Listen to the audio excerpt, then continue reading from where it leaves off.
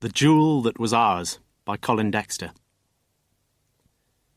The red seal Brut Impérial Moet Chandon stood empty on the top of the bedside table to her left.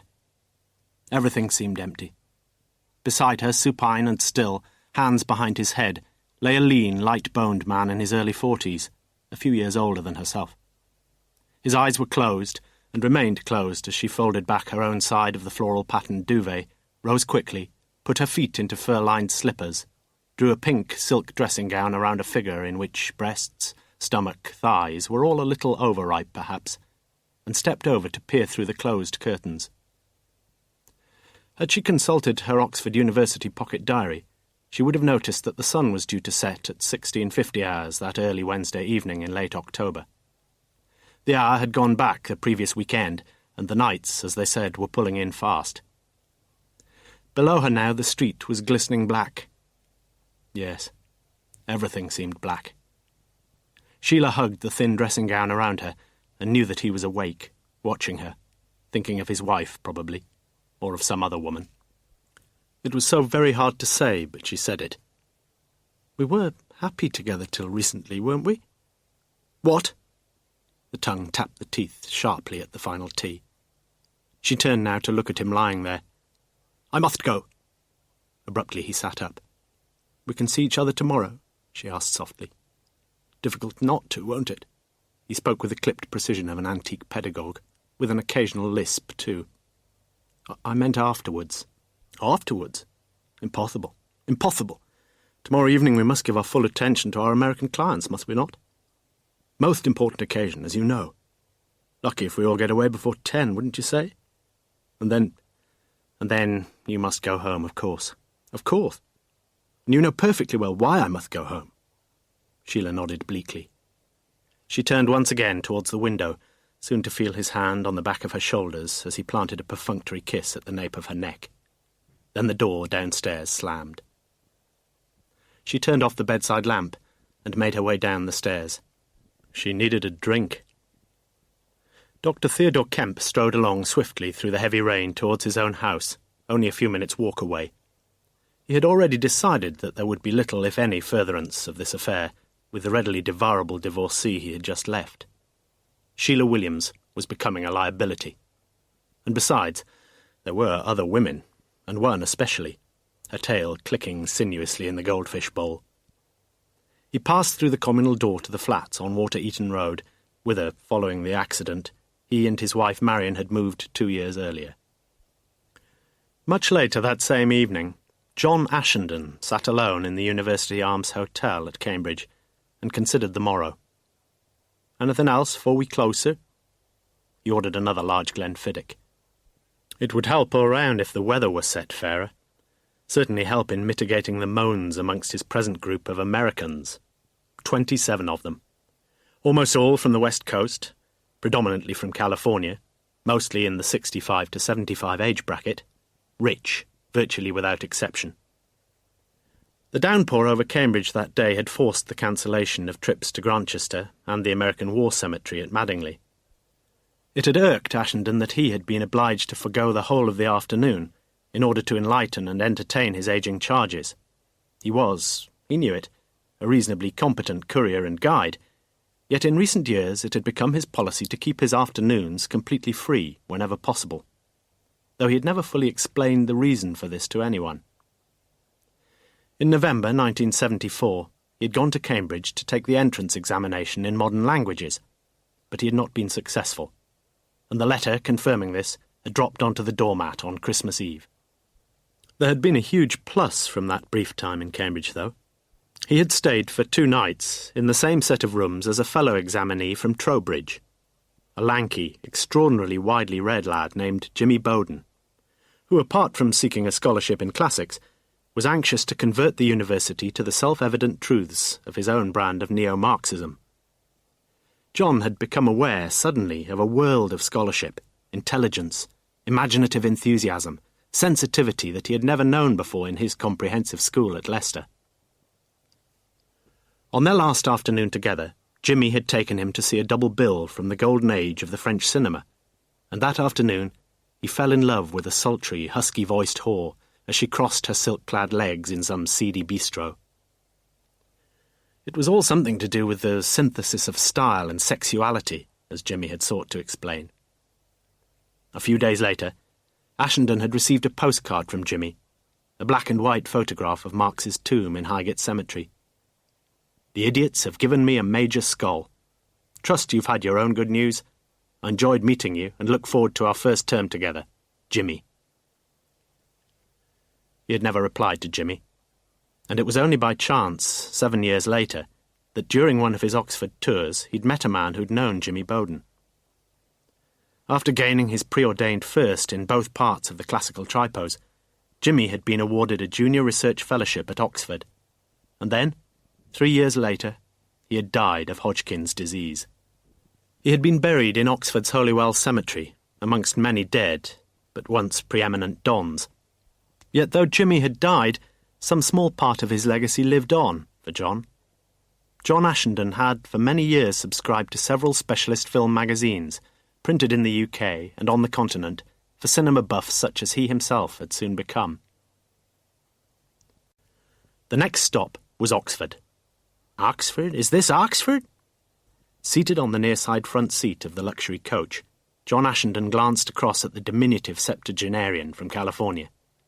"Yes, Mrs. Roscoe, this is Oxford." The tour party, 18 women, 9 men, 3 registered husband and wife combinations, sat back in their seats as the coach drove past the sign for city centre. For some reason, Mrs. Laura Stratton was ill at ease. As agreed, it would be Eddie who would sign the forms and the visitor's book, and then identify the luggage and tip the porter, while she would be lying in a hot herbal bath and resting her weary body, her weary feet. "Gee, I feel so awful, Ed." "Relax, honey. Everything's going to be okay." At 66, 4 years younger than his wife, Eddie Stratton laid his hand briefly on her nylon-clad left foot, the joints of the toes disfigured by years of cruel arthritis. "I'll be fine, Ed. Just once I get in that bath." Immediately behind Ashenden sat a man in his early 70s, a retired civil engineer from Los Angeles, who now looked out of his window at the string of shops and offices in Summertown. It could almost have been back home. But then it was back home, decided Howard Brown. Howard was craning his neck to look across at the keeper's lodge, and as he did so, like Mole, he sensed and smelled his old home territory, and inside him something long dormant woke into sudden life. He felt his eyes welling up with nostalgic tears before fiercely blowing his nose and looking obliquely at his wife Shirley, gratified to observe that her lips were settled into their accustomed crab-crumpet discontent. Presently, the coach pulled in on the left of Beaumont Street, beneath the tall neo-Gothic facade of the Randolph Hotel. "At last!" cried Laura Stratton. Roy, concierge of the 5-star Randolph Hotel, a cheerful, florid-faced man of 60, had been on duty since midday. At 4:25, he was standing at the top of the steps outside the hotel in his yellow-piped blue uniform, beaming semi-beatifically and ready to greet the new arrivals. He enjoyed his work, always had. Seldom did anything much go wrong in an establishment so happily and so predictably well-ordered as the Randolph. Seldom indeed. The duty manager appeared on the coach itself to welcome them all, and to announce that tea, or coffee if preferred, was immediately available in the St. John's suite on the first floor, and that all bedrooms were now ready for occupancy. It would save a good deal of time, the deputy manager concluded, if everyone would fill in now on the coach the guest registration cards. Ashenden's voice now cut in across the conversations. "So, if we can all St. John's suite, tea or coffee right away. So if you take your forms to reception, get your keys. The guest lift, is just to your right in the corridor." "Get a move on," hissed Laura under her breath. Eddie Stratton had managed to squeeze into second spot in the queue for keys, and Laura had grabbed their own key, 310, from his hand before he'd finished the documentation. "I'm straight up, Ed, to draw me a bath. I can't wait." "Yeah, but leave the door, honey. There's only the one key, okay? I'll have a cup of tea in the St. John's suite." "Sure, I'll leave the door." she was gone. As Laura hobbled away towards the guest lift, Eddie turned round and looked directly into the eyes of Mrs. Shirley Brown. After glancing briefly towards her husband, Shirley Brown nodded almost imperceptibly, and her eyes smiled. Laura Stratton extracted the key and carefully let the door of 310 close, or almost close, behind her. She looked around to find herself in a most pleasantly appointed room. A double bed stood immediately to her right. Facing her were the 3 lancet windows of the outside wall, with curtains down to the carpeted floor. She stepped to the window and looked across at the tetrastyle portico of Ionic columns. Between the 2 central columns, a large Oxford blue banner was suspended. Museum Ashmoleanum Apud Oxienses. Oh yes, Laura knew quite a lot about the Ashmolean Museum, and there appeared the flicker of a smile around her excessively lipsticked mouth as she let the curtain fall back. She sat down rather heavily on the side of the bed immediately beside the main door, placed her white leather handbag below the various switches for lights, radio and TV on the small table top next to the bed, and removed her shoes. Then into the bathroom, where she put the plug in the bath and turned on the hot tap. Returning to the main room again, she picked up a Do Not Disturb sign, hung it over the outside doorknob, and returned to the bathroom to pour some pink foaming bubbly into the slowly filling bath. Beryl Reeves had noted the single arrival in room 310. At 4:40 p.m. she had put in a final burst of corridor hovering and hoovering. She was a very good employee, punctual, conscientious, friendly, and, as Morse was later to discover, a most reliable witness. It had been exactly at 4:45 that afternoon, and who could be more accurate than that, when she had looked in at room 310, noticing the sign hanging over the doorknob, and wondering why the door itself was slightly ajar, peered momentarily into the room itself, but immediately retreated on seeing the steam emanating from the bathroom. She had seen an American guest going into room 308 shortly after this. A man, a friendly man who'd said hi. She could tell them who he was straight away. A Mr. Howard Brown from California. Just before 6 p.m, the phone rang in the office of Chief Superintendent Strange at the Thames Valley Police HQ at Kidlington. The great man listened fairly patiently, if with less than obvious enthusiasm, to his colleague, Superintendent Bell from St Aldate's in Oxford. Well, it doesn't sound particularly like Morse's cup of tea, Bell, but if you're really short... No, he's trying to get a few days off, he tells me. Says he never gets his full ration of furlough. If you take off the hours he spends in the pubs. What? Yes, all right. You know his home number? Fine. He's usually happy if Lewis is with him, though. What? Oh, Lewis is already there. Good. There'll be no problems. You here already, Lewis? Half an hour ago, sir. The super called me. I've already been upstairs. No problems? I'm not quite sure, sir. Well, lead on, Macduff. That should be lay on, Macduff, sir. So our English teacher... Thank you, Lewis. The lift's just along here. Lift? We're not climbing the Empire State Building. Lewis nodded, happy as always, almost always, to be working with the curmudgeonly Morse once more. For a few seconds Morse stood outside room 310. "Who's in there now?" he asked quietly. "Only the quack, Doc Swain." "Well, presumably the corpse as well, Lewis." The corpse as well, sir." "Who else has been in?" "The manager, Mr. Gascoigne, and Mr. Stratton. That's the husband, sir. He was the one who found her. Very shaken up, I'm afraid he is." Mrs. Laura Stratton lay neatly supine on the nearer side of the double bed. She was dead. Dr. Swain was seated at the low dressing-table writing. He turned his head and almost immediately answered Morse's unspoken question. "Heart attack, massive coronary." "Thank you, Dr. Swain, I think." "And you are?" "I am Morse, Chief Inspector Morse."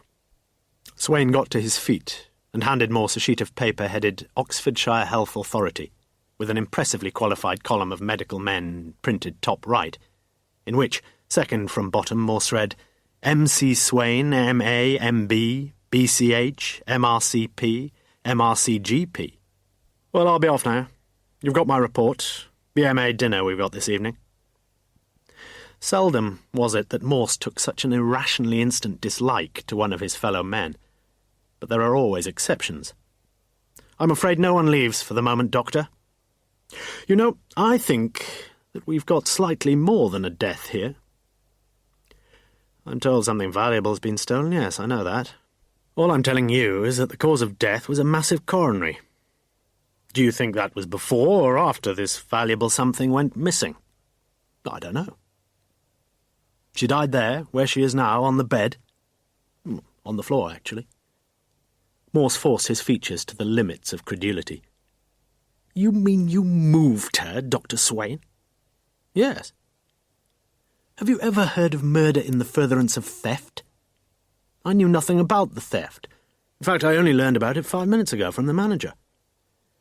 That's true, sir, chipped in Lewis, greatly to Morse's annoyance. Yes, well, if the doctor has a dinner to attend, Lewis, a BMA dinner, who are we to detain him? Good evening, Doctor. Morse turned to Lewis. Tell Max to get over here straight away, will you?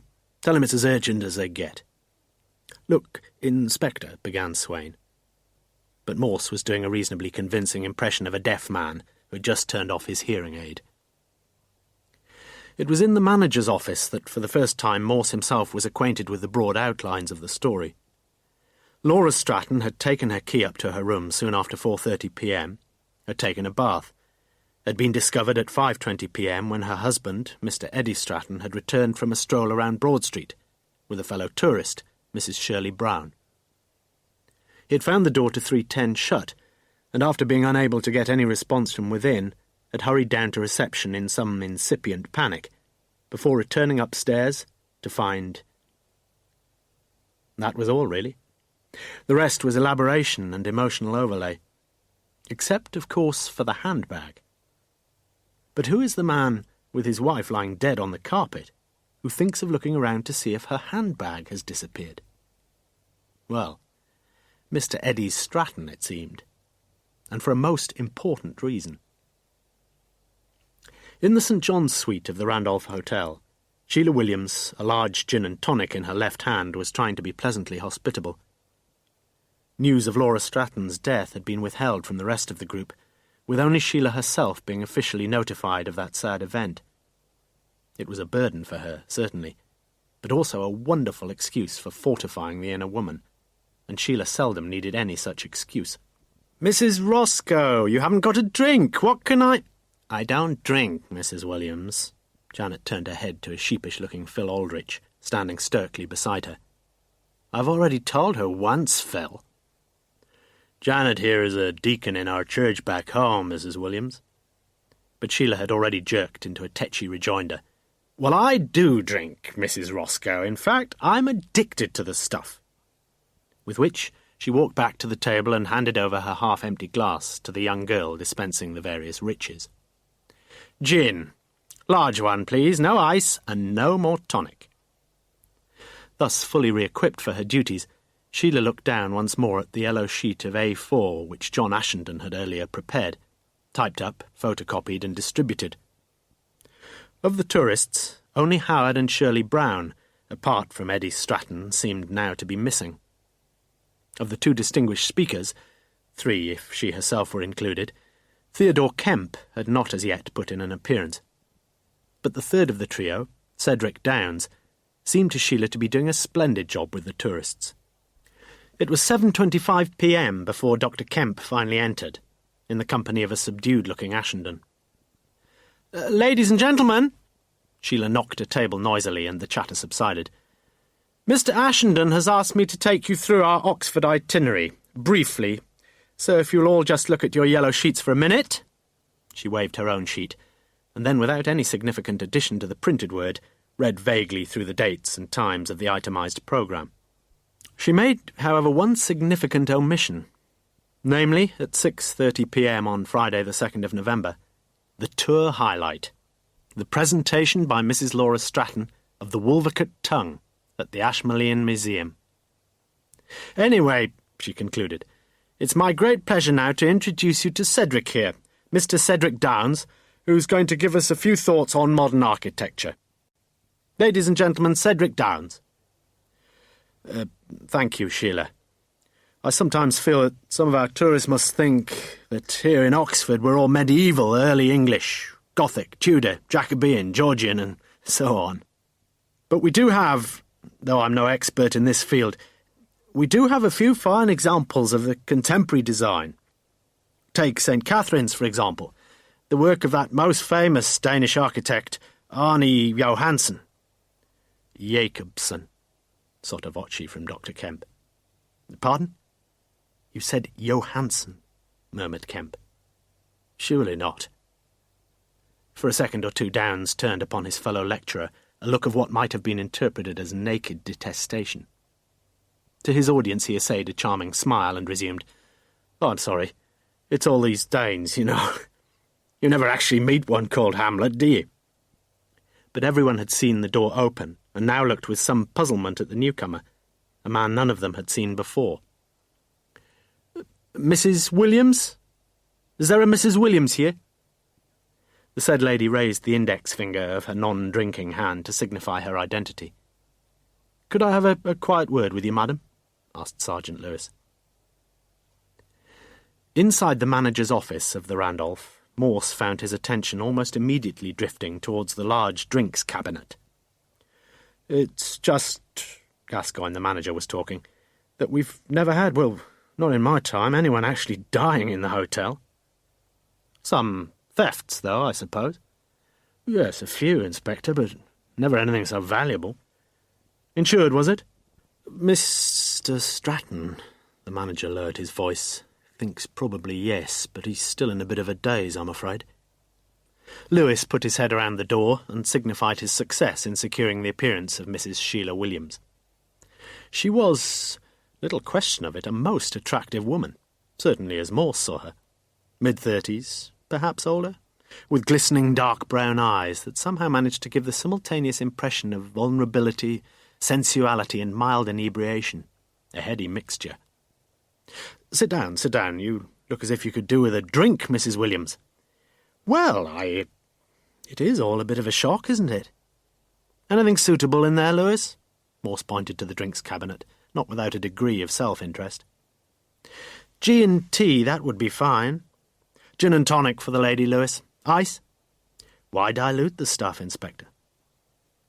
"Mrs. Williams," Morse proceeded, "I'm going to have to ask everyone in the group what they were doing between about 4:30 and 5:15 this afternoon. That's between the time Mr. Stratton last saw his wife and when he got back from his walk with Mrs. Brown." As Sheila tossed back the last of her G&T, Lewis thought he saw the hint of a smile about her full lips. "I'm sure they'll all cooperate, Inspector, but they don't know yet about—" "No. Perhaps we should wait a while. Another, Mrs. Williams?" "I'm sorry. Same again, please, Sergeant. A little less tonic, perhaps?" Lewis's eyebrows rose a centimetre. "Anything for you, sir?" "No, thank you, Lewis, not on duty." Lewis's eyebrows rose a further centimetre as he collected Mrs. Williams' glass. The tour was, as Morse and Lewis learned, a pretty expensive, pretty exclusive business, really. Most of them had been to England before. Yes, Sheila Williams knew quite a bit about the Wolvercote tongue, although Dr. Kemp was the real authority, of course. It seemed that Laura Stratton's first husband, a real estate man operating in California, and in later life quite a collector, had come to find himself in possession of a jewelled artefact, which, after learning of its provenance, he had bequeathed — he had died 2 years since — to the curators of the Ashmolean Museum in Oxford. Oh yes, she had seen it dozens of times, though only in a series of Technicolor slides, from which she had been able to sketch out a diagram of the whole jewel, buckle and tongue. And in fact, she herself had executed the final coloured illustration, which was at that moment on show at the Ashmolean. The tongue itself, the unique value of the tongue was the fact that it fitted perfectly into the gold buckle, which had been discovered during an archaeological dig at the village of Wolvercote in the early 1930s, and which, since 1947, had been proudly exhibited in the Ashmolean as evidence of the exquisite craftsmanship of the goldsmith's art in the late 8th century BC. Laura Stratton, so Sheila had learned from John Ashenden, had carried the jewel with her in a black velvet-lined case and kept it in her handbag. Sheila turned her large, melancholy eyes upon Morse, and for a few seconds Lewis found himself wondering if his chief wasn't temporarily mesmerised, so much so that he decided not to withhold his own contribution. "You say, Mrs. Williams, that the group won't perhaps mind me asking them all where they were between 4:30 and 5:15. Would you mind if you told us where you were?" The effect of such an innocent question was quite unexpectedly melodramatic. Sheila Williams placed her empty glass on the table in front of her and immediately burst into tears, during which time Morse glared at his subordinate. But Morse himself was equal to the task. He nodded peremptorily at the empty glass, and immediately Lewis found himself pouring yet another generous measure of Gordon's gin, tempered again with but a little slimline tonic.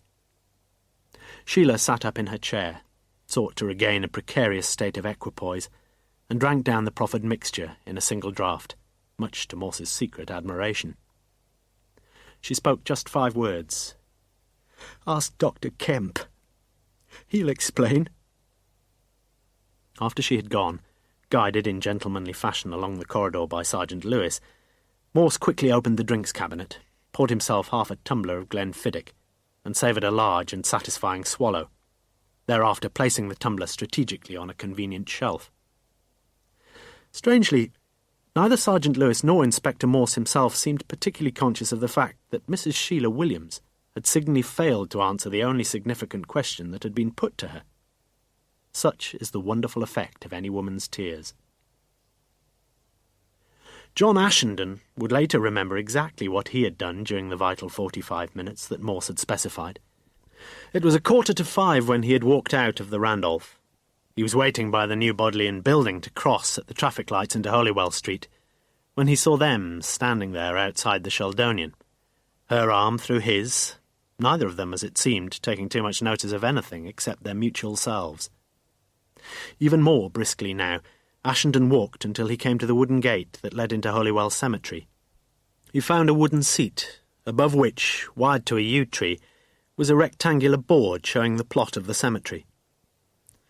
It took Ashenden some 20 minutes or so, treading through overgrown grasses and parting ivy from many semi-decipherable inscriptions, to find the stone he was looking for.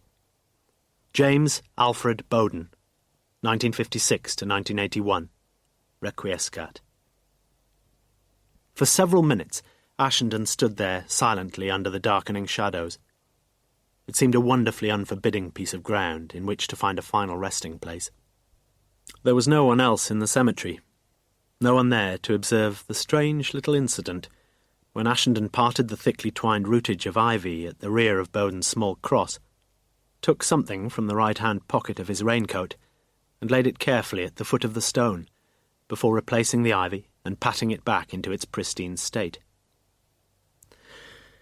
Shirley Brown had disengaged her arm as she and Eddie Stratton crossed into Beaumont Street at 5:10. "Whatever you say, Ed, I'd still like to know where he was going." "You still reckon he saw us?" "I still reckon he saw us," said Shirley Brown in her Californian drawl. They were the only 2 in the guest lift, and Eddie bade his temporary leave as they reached the 3rd floor. "See you in a little while, Shirl." "Yeah, and tell Laura I hope her feet are rested." Morse just managed to hide the tumbler of whiskey when, without even a social knock, Max put his head around the door of the manager's office. "They told me I'd find you here," he said, seating himself. "Not that I needed much direction. Any pathologist worth his meagre remuneration tends to develop a fairly keen sense of smell." "Well?" "Heart attack. Massive coronary." Swain's words. Morse nodded slowly. "God knows why you asked me along here to confirm the obvious. Where's the booze, by the way?" Morse got to his feet, poured a scotch into a plastic cup and handed it over. For a few minutes the 2 old enemies sat sipping in friendly silence. "You quite sure, Max?" "Not so bad, is it, this stuff?" "About the time of death?" "Between 4:30 and 5:15. "Really?" Never before had Morse heard anything remotely approaching such a definitive statement from the lips of the hump-backed police surgeon. How on earth? Girl at reception, Morse. Said the poor old dear had gone up to her room at 4:30. On her own 2 tootsies, too. Then your people told me she was found by her ever-loving husband at 5:15. Max took a large swallow of the Glenfiddich. I'm just off to a very nice little dinner.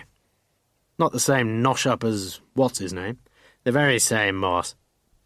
When, some 10 minutes later, Max had departed for his BMA dinner, Morse had already performed what in political parlance would be termed a compromising U-turn. The coincidence of a theft and a death, in whatever order, might often be shown to be causally connected, but not in this case. Lewis would have to interview them all, of course, or most of them, but that would be up to Lewis. For himself, Morse wished for nothing more fervently than to get back to his bachelor flat in North Oxford, and to listen once again to the second movement of the Bruckner No. 7. But he'd better see 1 or 2 of them. Morse ushered Dr. Theodore Kemp into the manager's office. Almost immediately Kemp slotted into Morse's preconceptions of the "we are an Oxford man." The bearded, clever-looking, ugly, attractive man, late 30s, who sat down only after lightly dusting the seat with a hyper-handkerchief, had clearly either been told or heard something of what had occurred. Other persons might have been irritated only temporarily by the man's affected lisp. Not so Morse. "Absolutely priceless, Inspector. Perhaps you could tell us a little more about the Wolvercut tongue, sir." Kemp was well prepared. He opened his black briefcase, took out a pile of pale blue leaflets, and handed one across the desk to Morse, one to Lewis. "You write this, sir?" asked Morse. Kemp nodded bitterly. The whole bloody thing now cancelled, Morse learned. The ceremony that was all fixed up, the presentation, the press, TV, God. Morse fixed his eyes on the pallid face across the table. "What were you doing earlier this evening between 4:30 and 5:15, Dr. Kemp?" "What? What was I doing?" He shook his head like a man most grievously distraught. You can't understand, can you? I was probably buggering around in..." He pointed vaguely over Morse's head in the direction of the Ashmolean. "I don't know, and I don't care." Morse let him go. "You didn't like him much, did you, sir?" "What's that got to do with anything?"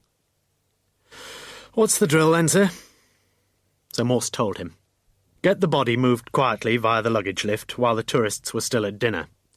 Get a couple of DCs over from Kidlington to help with statements from the group, including the speakers, re their whereabouts from 4:30 to 5:15 p.m. Morse suddenly felt himself utterly bored with the whole business. "Find out the system, Lewis. Use a bit of initiative. And call round in the morning. I'll be at home, trying to get a few days' furlough." Morse performed one final task in what, by any criterion, had hitherto been a most perfunctory police inquiry. Briefly, he spoke with Mr. Eddie Stratton. Morse found himself immediately liking the tall, bronzed Californian, in whose lived-in sort of face it seemed the sun might soon break through from behind the cloud of present adversity. For Stratton's face revealed little sign of grief, certainly no sign of tears. In the chapters bar, Sheila Williams asked the key question. "Might you have to cancel the rest of the tour, John?" "Oh, I don't think it need come to that. We go ahead with everything, Sheila, except for the presentation bit, of course. Unless they find it, which they won't." "That's him," whispered Sheila, laying a beautifully manicured hand across Ashenden's forearm. "That's Morse." Ashenden looked across at the greying man of middle height and middle age as he ordered a pint of best bitter. "Bit overweight," volunteered Ashenden. "Round the middle, I mean." "Yes, I know." Sheila's eyes softened, and Ashenden had often been aware that he found her attractive, especially what a cussed world it all was as she was now. But she suddenly ruined every bloody thing. She had moved closer to him and spoke close to his ear, softly and sensuously. "I shouldn't really tell you this, John, but I find him awfully attractive, sort of, dishy and Sexy. Ashenden removed the hand that had found his sleeve once more. Clever too, John. Very clever, so they say. What's that supposed to mean? Ashenden's voice sounded needlessly tense. I'll tell you, replied Sheila, the clarity of her articulation beginning to disintegrate. He's going to want to know what you were up to between about 4:30 and 5:15. What's that got to do with him? Where exactly was it you went, John? Tell me, come on, tell Mummy all about it. Ashenden decided to humour her. If he must know, I went and had a look round Magdalen. But he got no further. A few yards away, Morse was walking towards the bar annex as Sheila greeted him. Inspector? Inspector Morse? Come and join us. Meet John Ashenden, Inspector, our leader. Morse nodded across. John was just saying he'd been round Magdalen this afternoon. That's right, isn't it, John? Yep, it's not a college I've ever got to know, really. Wonderful, though, isn't it? One of the finest towers in Europe. Morse nodded, but his brain was suddenly engaged, as it had never been engaged at any other point since arriving on the scene. It was 20 minutes later, after dinner, that Howard and Shirley Brown sat brooding over their iced tomato juices at a table just inside the main bar. Well, maintained Howard, you've gotten yourself an alibi, okay, Shirl? I mean, you and Eddie, no problem. What about me, though? He grinned wryly, good-humouredly. I'm lying there next door to Laura, right? If I'd wanted to, well. And you saw Ashenden, you say? That gives him an alibi, too. Half an alibi. He saw you? You sure? Sure, but I don't reckon he thought we saw him. Down Holywell Street, you say? Uh-huh. What's down there? Eddie looked it up on a street map. New College, then Magdalen College. DC's Hodges and Watson were now systematically going through their lists, and almost simultaneously Hodges was requesting both Mrs. Williams and Mr. Ashenden to accompany him to the manager's office, with Watson asking Howard and Shirley Brown if they would please mind answering a few questions in the deserted ballroom. As he walked up the Banbury Road that Thursday night, Morse was aware that his mind was considerably more lucid than he deserved it to be, and there were a few facts to be considered. Morse let himself into his flat, where he played the first 2 movements of the Bruckner No. 7 before going to bed. He woke up at 2:50 a.m., his mouth very dry. He got out of bed and went to the bathroom, where he drank a glass of water, and another glass of water. In truth, water, a liquid which figured little during Morse's waking life, was his constant companion during the early hours of almost every morning. The bachelor Morse had only the wraith-like, gin-ridden spectre of a lush divorcee to share his pillow that night. Unlike the male speakers scheduled for the following day's Historic Cities of England programme, both of whom, when Morse had made his first visit to the bathroom, were dutifully asleep beside their respective spouses, and in their own homes in North Oxford, separated by only about 1/4 of a mile. Any person meeting for the first time those 2 distinguished academics, Theodore Kemp and Cedric Downes, would be fairly sure to come to the following judgments. Kemp would perhaps appear to merit such epithets as artistic, flamboyant, highbrow, selfish, aloof, rakish. The list could go on and on in much the same direction. And what of Downes? Certainly not by any means such a clear-cut impression. Rather languid in movement, somewhat overweight, and not quite top-echelon public school man. The promise of a humorous twinkle in the eyes, a heavyish suit with trousers sorely in need of a press, and a careless, unpretentious drawl in a voice which still bore the flat traces of his Midlands origins. And finally, most importantly, maybe, the obvious impression that he was going a bit more than a bit deaf. For increasingly noticeable was his frequent cupping of the hand behind his right ear, and occasionally his use of an NHS hearing aid.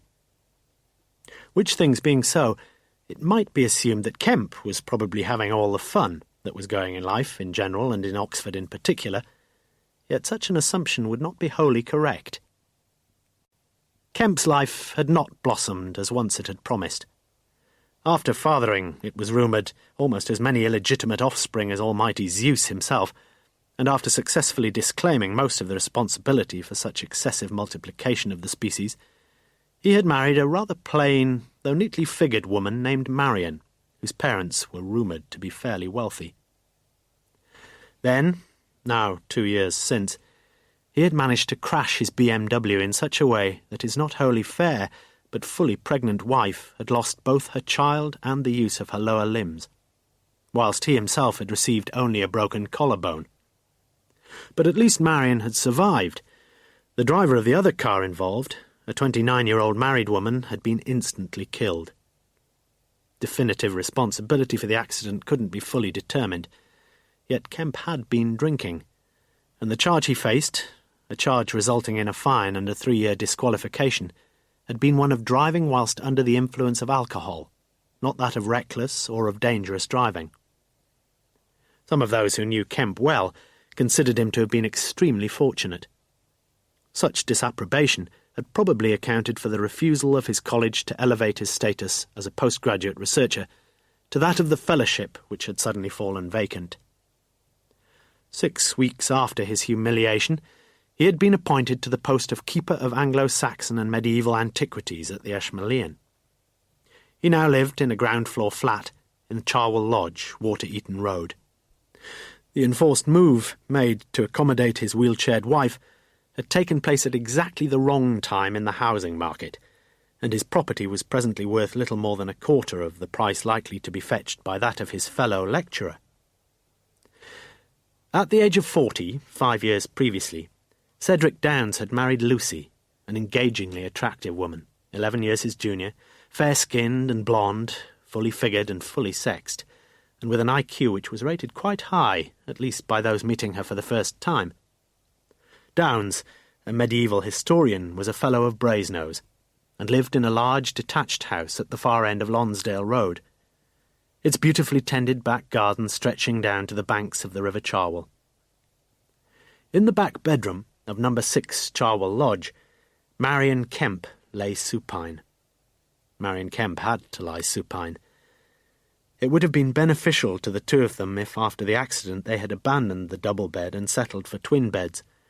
Surprisingly, however, her husband would hear nothing of such a suggestion, and at first she had felt pleased and, yes, flattered that he still wished to lie each night beside her fruitless body.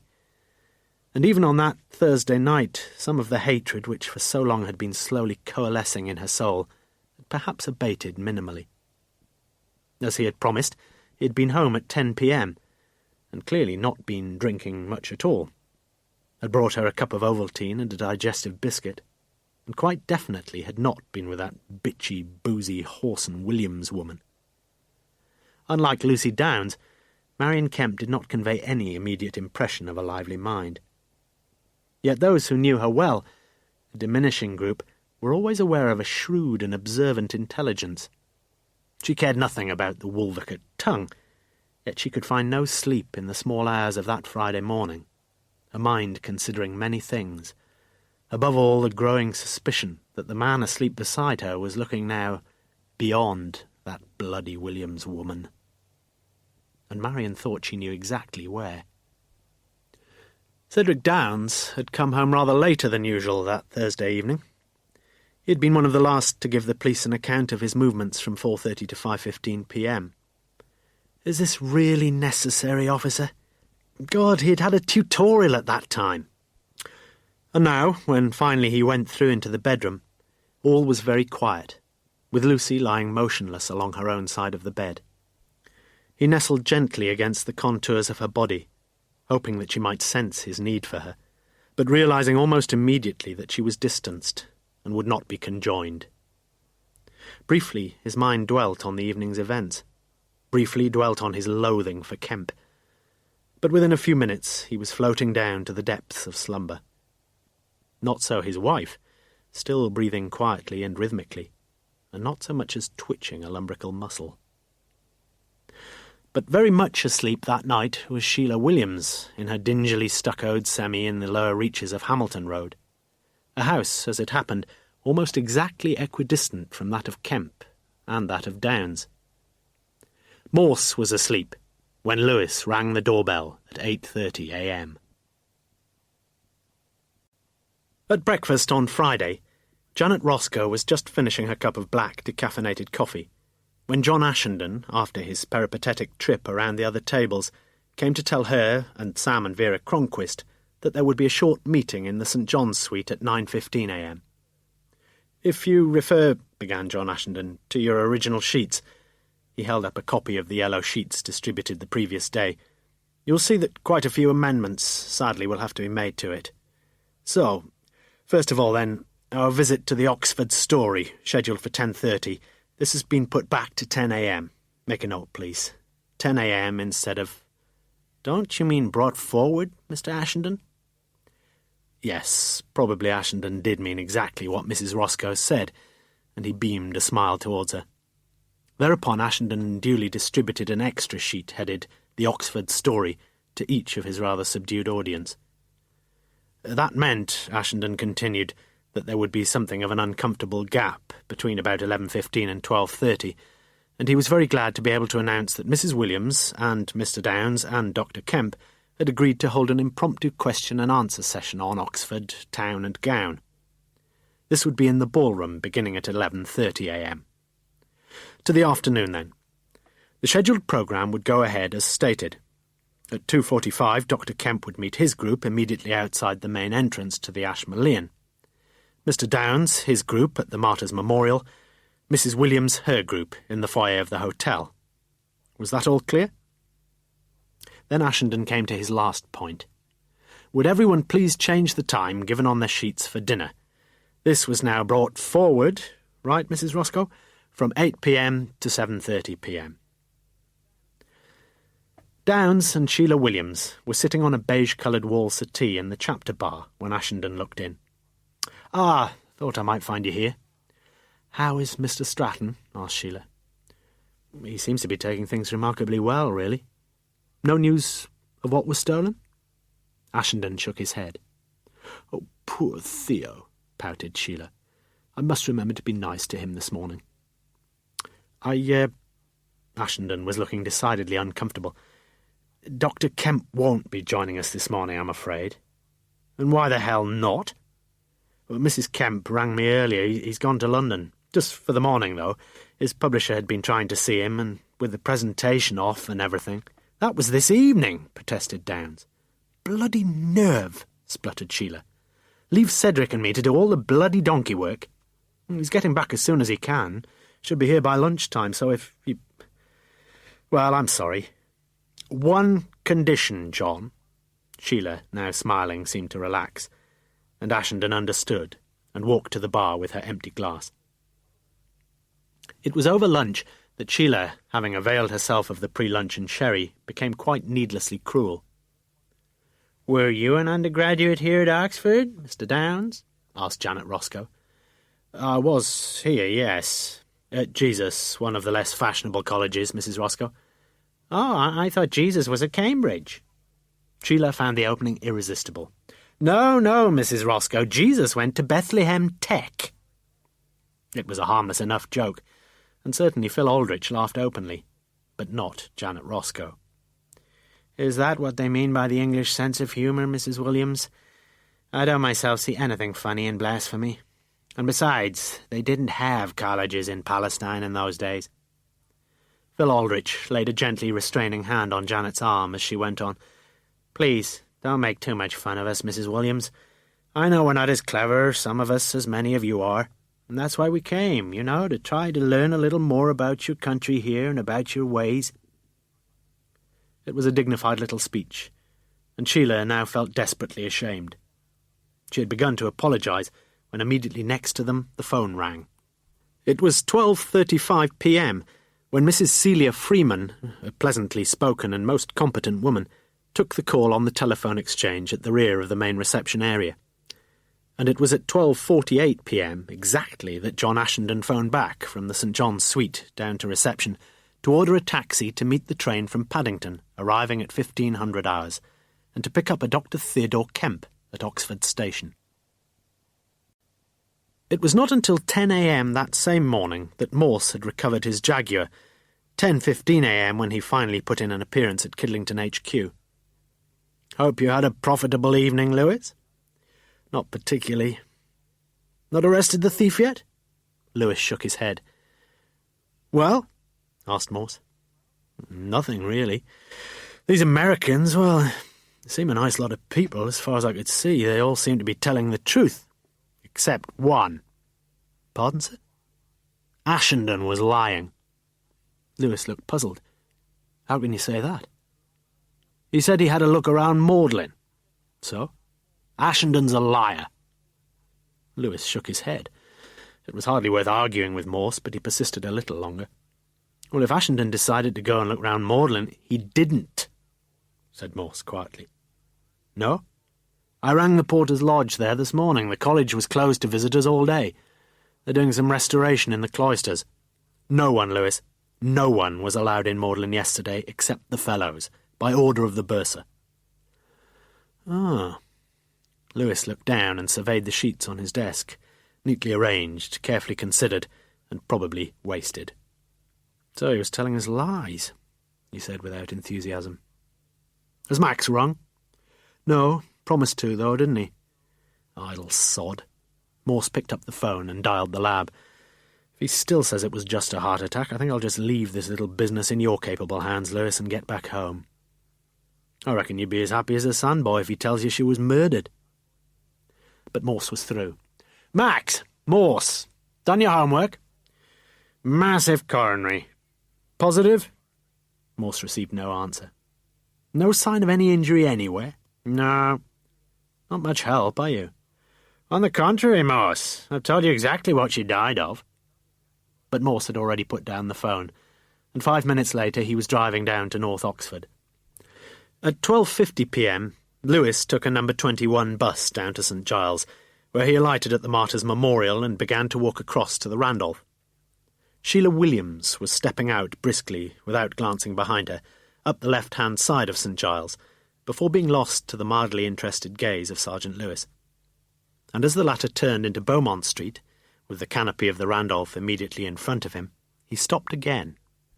A man walked down the steps of the hotel, looking quickly back over his shoulder before turning left and scurrying along the street towards Worcester College, where he turned left once more at the traffic lights and passed beneath the traffic sign there announcing British Rail.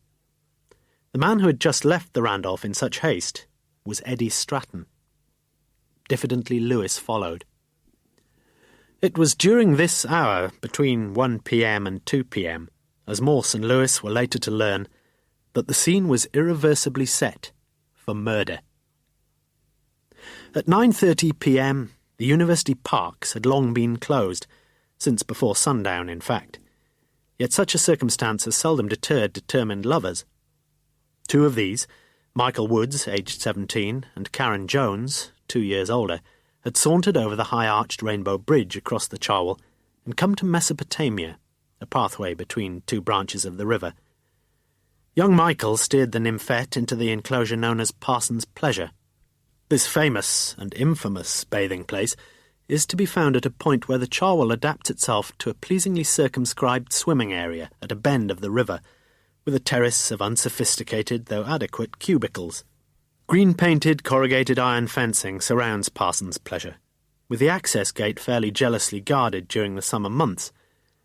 But whether from an unseasonable gale, or whether from recent vandalism, one section of the perimeter fencing lay forlornly on the ground that evening, and very soon the young pair found themselves seated side by side in one of the cubicles. In spite of her seniority in years, Karen was considerably the more cautious of the two in the progress of this current courtship, and justifiably so, for Michael, as vouched for by several of the village girls, was a paid-up member of the Wandering Hands Brigade. After several exploratory fingerings along the left femur, a sudden switch of tactics to the front of her blouse had heralded a whole new manual offensive. When at that point, she decided to withdraw to previously prepared positions. "Mike, it's a bit spooky here. I don't like it, Mike." Mike stood up with a surprisingly gallant, almost endearing gesture, refastening the only button on her blouse he'd thus far managed to disengage, Yeah, getting a bit chilly, innit? He lied. The moon, as they walked from the cubicle, was bright upon the swollen, fast-flowing waters, when Karen's eyes caught sight of something lying lengthways across the top of the weir in front of them. Morse was halfway through the slow movement of Dvorak's American Quartet when the phone rang for the second time that evening. Some while earlier, a weary-sounding Lewis had informed Morse that Mr. Eddie Stratton had gone off somewhere just after lunchtime from the railway station and had still not returned to the Randolph. In fact, an anxious Ashenden had rung Kidlington a few minutes previously just in case the police knew anything, so Lewis thought he perhaps ought to mention it before going off duty. To that earlier call Morse had listened with a grudging, half-engaged attention, but he was listening far more carefully now. Both Lewis and Max, the pathologist, were already on the scene when Morse arrived. The dead man lay there, Morse," said Max, pointing to the moonlit water by the weir. "Somebody'd poked him along here with a punt pole, and when I arrived his body, his naked, semi-waterlogged body, was nudging against the side of the bank, just here, just in front of the changing cubicles, face down, his head washed clean of blood. Much blood, methinks, Morse. His hair rising and falling." "Have you been rehearsing all this stuff, Max?" "Hair rising and falling in the water like some half-knackered jellyfish." "Very fine. Who is it?" asked Morse quietly. "Ah, I was hoping you could tell me that. You're the detective, Morse. Have a guess." "A 70-year-old Californian whose wife died yesterday. Died, according to the best-informed medical opinion, of purely natural causes." "And what did he die of?" "Suicide. Suicide by drowning." "Back to school, Morse. He's certainly not in his 70s, 40s more like." Max drew back the covering from the corpse, and even Lewis gave his second involuntary shudder of the night. As for Morse, he looked for a second or two only, breathed very deeply, then turned away. It was immediately clear, as Max had said, that there had earlier been much blood. Soon clear, too, that the body was that of a comparatively young man, the body of the man whom Morse had interviewed with much distaste the previous evening, the man who had been cheated of the Wolvercut jewel, and the man who now had been cheated of life, Dr. Theodore Kemp. How did he die? "Blood probably coagulated before he entered the water." "But you'll know for certain tomorrow." "Tomorrow and tomorrow and tomorrow." "How long in the water?" "Couldn't possibly say." "Roughly?" 8, 7, 6, 5, 4 hours. Roughly, you said." "Thank you very much. Night, Max." "Night, Morse." So many lights, but little light in Morse's mind. What should he do next? But there was another option. He could drive down to the Randolph and sort out that lying sod Ashenden. The bar would still be open, wouldn't it? At least for residents. It was 25 minutes after Morse had left the scene that Lewis discovered the first fat clue, a sheet of yellow A4 paper on which the details of the historic cities of England tour had been originally itemised, and on which the time of 8 o'clock, the final item that day, had been crossed through boldly in blue biro with the entry now reading 7:30 p.m. dinner. Lewis saw that the 7 was crossed with a continental bar. In the chapter bar, Morse joined Ashenden's table. "Howard and Shirley Brown, Inspector, and Phil here, Phil Aldrich." Morse shook hands with the three of them. The reason for such a late session, Ashenden explained, was simple. Eddie Stratton.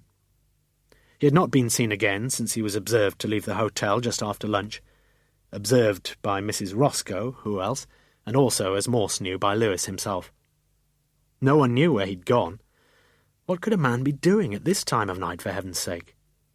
Well, perhaps supping Glenlivet, thought Morse, or lying with some lovely girl under newly laundered sheets. And indeed he would have suggested to them that it was surely just a little early to get too worried, when the night porter came through and asked Chief Inspector Morse if he was Chief Inspector Morse. "How the hell did you know I was here, Lewis?" "Well, you said you were off home." "So why? No answer when I rang." But how? I'm a detective, sir. What do you want? A phone call made just before midnight to St Aldits police station had been relayed to the murder scene at Parsons Pleasure. Mrs. Marion Kemp of 6 Charwell Lodge had reported that her husband, who had left for London early that morning, had still not arrived back home. She was herself a cripple, constantly in need of the sort of attention her husband had regularly given her in the evenings. After an evening of agonising and now almost unbearable waiting, she decided to ring the police. Such was the message Lewis passed on, himself saying nothing for the moment of his own extraordinarily exciting find, but agreeing to pick up Morse in about 10 minutes' time after briefly reporting in to St Aldate's. As Morse stood waiting for Lewis on the pavement outside the hotel entrance, a taxi drew up, and with the help of the driver a very drunken man staggered stupidly into the foyer. The man was Eddie Stratton. Clearly there would be little point in interviewing Stratton then and there. No, Stratton could wait. With any luck he'd still be there the following morning, unlike the taxi driver. Morse caught the man's arm and held him back as he was walking down the steps. You must have brought him quite a way. You are? 30 quid? Must have been, Banbury, was it? Yeah, could have been. Nothing to do with you, mate. I'm not your mate, said Morse, fishing for his warranty. So, what's the trouble? Where did you pick him up? North Oxford. Where was it in North Oxford? What was the address? Down the bottom of Hamilton Road somewhere, 97 I think it was. Name? Oh, same name as mine. Coincidence, eh? I've always liked coincidences. She rang up and said, take this fella down to the Randolph. Good. Thanks. Good night then, Mr. Williams. Jack Williams. It was not difficult for Lewis to find his way to the Kemps' home in Charwell Lodge, since it was the only window in the whole street, let alone the block of flats, where an electric light still blazed at 1:45 that morning. It's about the only time I really hate the job, said Lewis to Morse. With accidents and so on, having to tell the relatives and all that. Morse nodded. Always hard, isn't it, Lewis? Well, at least there are 2 of us tonight, eh? Pardon? I said, at least with the 2 of us. No, only you, Lewis. You mean you're not? Me, I'm just going to walk around to, talk to our other witness. Who's that? That, Lewis, is Mrs. Sheila Williams. She could very well have something vital to tell us. It was Mrs. Williams, remember, who ordered the taxi. But she'll be in bed. Well, I shall just have to wake her up then, Lewis. Our job, as you rightly say, is full of difficult and sometimes distasteful duties. Lewis watched the silhouette gradually form behind the opaque glass. Hello? Who is it? The voice sounded sharp and well-educated. Police, Mrs. Kemp. You rang. All right. You took your time. With much clicking of locks and a final scrabbling of a chain, the door was opened, and Lewis looked down with ill-disguised surprise. Oh, for heaven's sake, didn't they tell you I was a cripple? And before Lewis could reply, where's the police woman? What police woman, Mrs. Kemp? Well, I'm not going to be put to bed by you. Let's get that straight for a start. Who are you, by the way? Lewis identified himself, though Marion Kemp appeared but little interested in the proffered warranty. Have you found him yet? The voice now wavered slightly. I'm afraid, began Lewis. Oh, do sit down, Sergeant, interrupted Marion. Now, the only reason I rang, the chief reason, was that I needed a little help, as you can see. Yes, I do see. I'm sorry. No need. My husband managed to crash into another car on the ring road down near Botley. I'll just... Lewis now quickly left the room and rang HQ for a WPC. She'll be along soon, madam, reported Lewis, seating himself again. Very dangerous, that stretch by the Botley turn.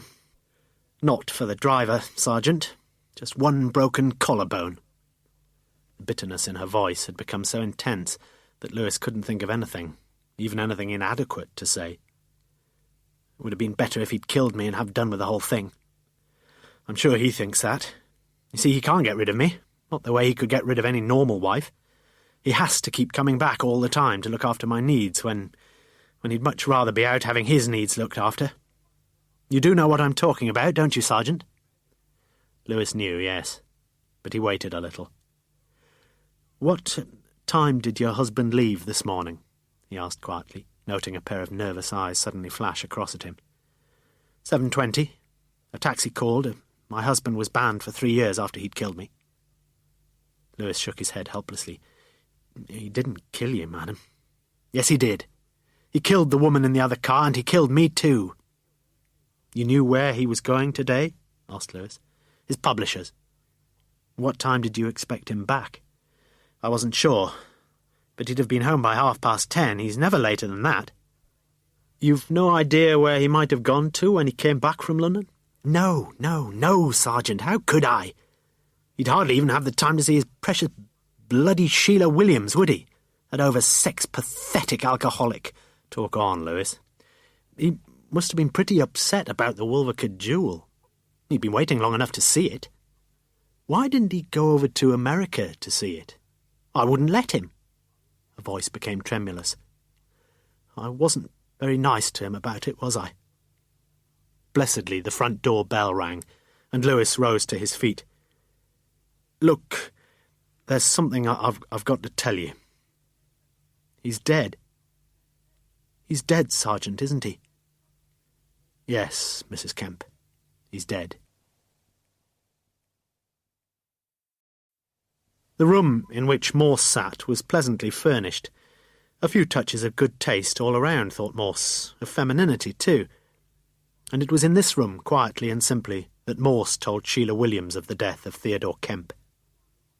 For a while Sheila sat quite motionless. But how? Why? We don't know. We were hoping you might be able to help us. That's why I'm here. Sheila gaped at him. Me? I'm told you had a bit of a row with him.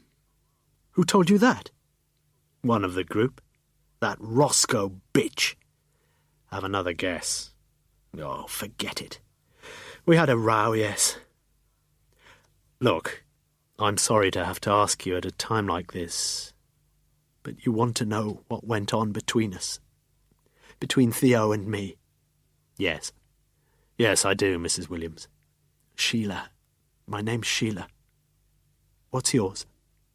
Morse. They just call me Morse. What did pass between you and Dr. Kemp, Mrs. Sheila? Only my life. That's all. Go on. Oh, you wouldn't understand. You're married, I'm sure, with a lovely wife and a couple of lovely kids. I'm a bachelor. Oh, well. She looked sadly around her. You know, I was married once, Morse. That's how I got most of this, gesturing around the room. It's nice, the room, said Morse. Oh, yes, he had impeccable taste. That's why he left me for some other woman. And Dr. Kemp, he'd found another woman too? Asked Morse, cruelly insistent. Yet her answer surprised him. Oh, no. He'd already found her. Found her long before he found me. Who? His wife. His bloody wife. He was always looking at his watch and saying he'd have to go and... She burst into tears, and Morse walked diffidently over to the settee. She nuzzled her wet cheek against his face. You're nice. You've no idea why Dr. Kemp might kill himself. No. I didn't say kill himself. You mean... For a few seconds she recoiled from him, her eyes dilated with horror. You can't mean that he was murdered? We can't be sure, not yet, but you must be honest with me, please. Did you know anyone who might have wanted to kill him? Yes. Me, Inspector. Kill his wife as well while I was at it. Morse sedately disentangled himself from Mrs. Williams. You were seen walking up St. Giles towards North Oxford just after lunch yesterday, and it wasn't Mrs. Roscoe this time either. It was Sergeant Lewis. "I was going," replied Sheila slowly. "I went to the Bird and Baby." "You were on your own there, in the pub?" "Yes." She had hesitated sufficiently, though. "But you saw someone in there?" "No, but I saw someone cycling past.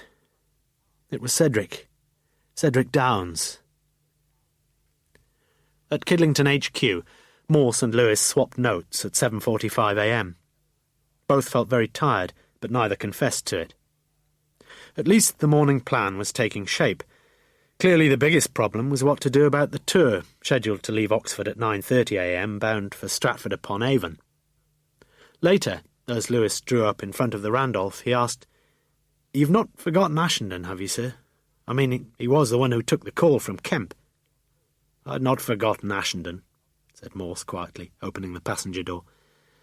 "In fact, I'll get him to organise a little something for me straight away. I'm sure that all these tourists, almost all these tourists, are as innocent as your missus is. But one of them writes these peculiar sevens, right?" At 9:30 a.m, having announced to Ashenden and Sheila Williams that the American tourists would have to remain in Oxford for the morning and that they would be required to fill in a short questionnaire, Morse telephoned Cedric Downes. "Inspector, can I be of help?" "Certainly, if you will, sir.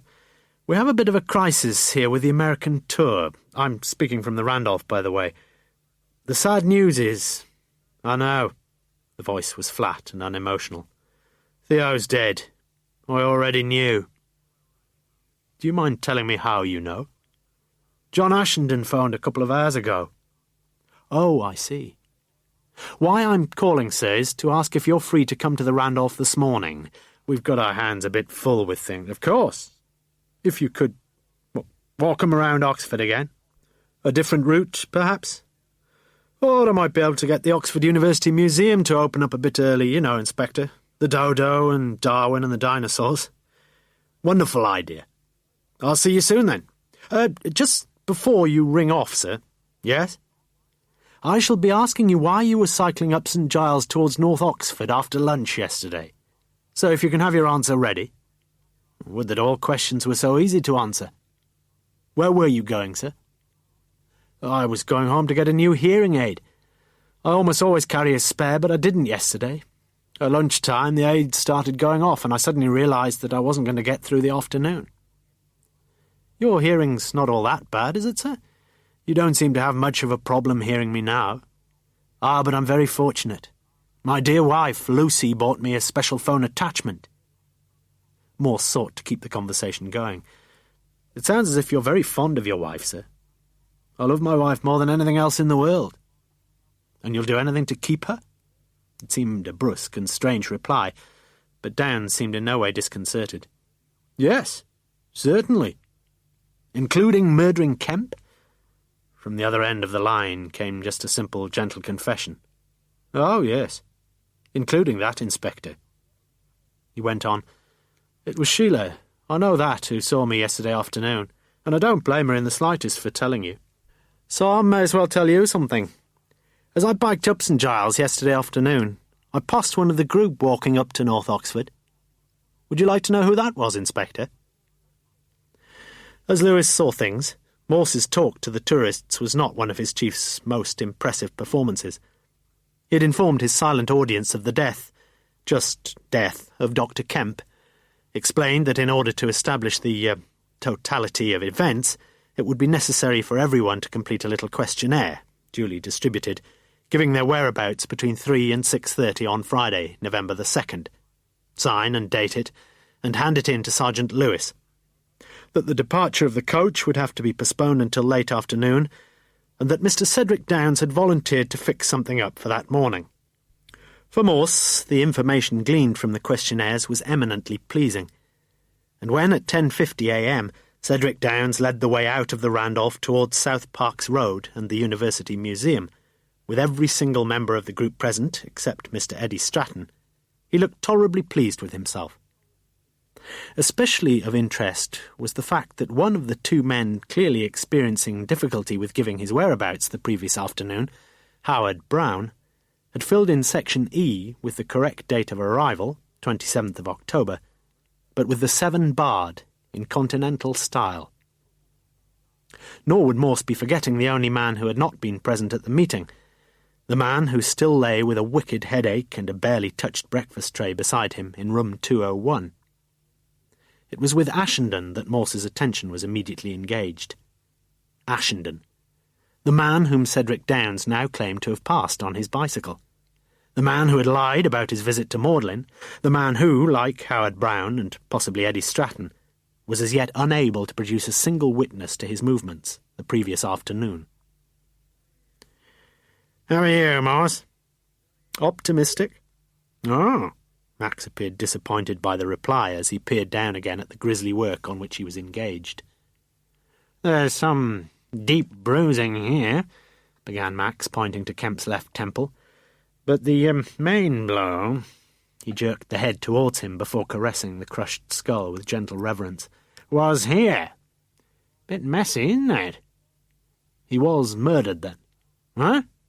Ah, slipped up a bit there, didn't I?" "Which blow killed him?" "Paper-thin skull like that. Neither. Little knock on the right place. And I've got something else to show you."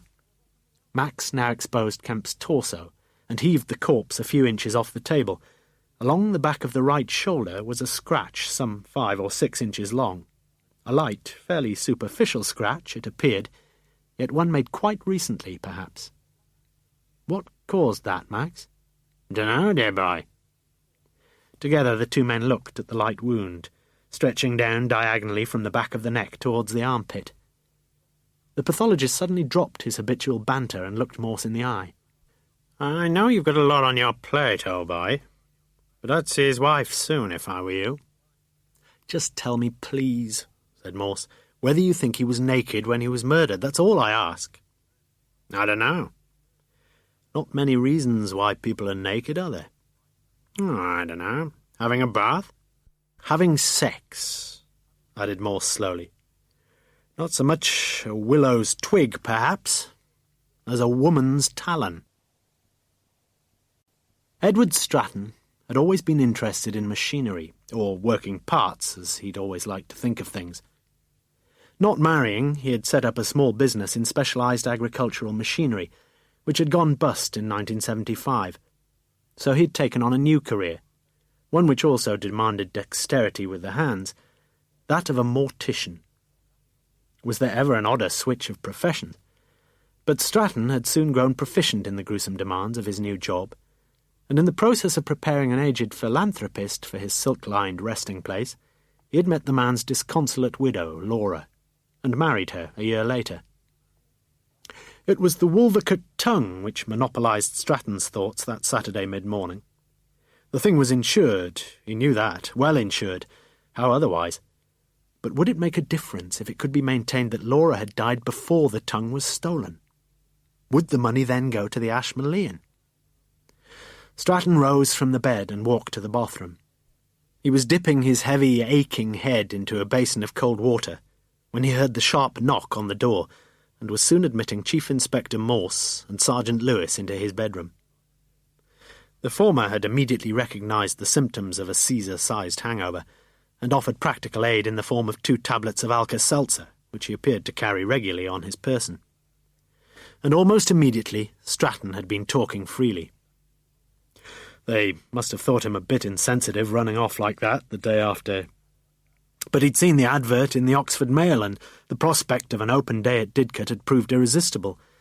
He'd walked around the engine sheds, he said, where he'd looked long and lovingly at the old locomotives, and then he'd had the thrill of actually seeing, a lifetime's ambition, the Flying Scotsman. He'd walked back to Didcot Parkway Station at about 5 o'clock, and caught the next train back to Oxford, where he'd had a quick drink in the station buffet. Then he'd been walking back to the Randolph, when he'd called in a pub and drunk a couple of pints of lager. At about 7:30, he'd gone into a restaurant in St. Giles, Brown's, had a nice steak with a bottle of red wine, left at about 9:30, and was strolling down to the Randolph when he'd met Mrs. Sheila Williams. She had invited him up to her North Oxford home for a nightcap. And that was it. As he watched him, Morse thought he could well have enjoyed a pint with the fellow himself. Lewis's eyebrows lifted under a frown. "I'm afraid that's not right. Mr. Stratton couldn't have got any beer or lager at Oxford Station, not yesterday. There was a great big notice outside, no refreshments or something like that, due to modernisation." "Owing to modernisation, Lewis." "No, I've never known the difference." "No need. Just say because of, and you'll always be right." "Well, as I was saying, sir, the buffet was shut." "Interesting point," remarked Morse, suddenly turning again to the now distinctly uncomfortable-looking Stratton. "So, if you didn't stay on in the station between about 5:30 and 6:30, where exactly were you, sir?" Stratton sighed deeply. "I did stay, though. I stayed about half an hour longer, perhaps. I sat reading on one of those red seats there. Bit chilly, wasn't it? I didn't want to go out of the station for a while." "You saw someone from the group on the train, is that what you're saying? Someone sitting in a compartment in front of you when you got on the train at Didcot?" Stratton nodded.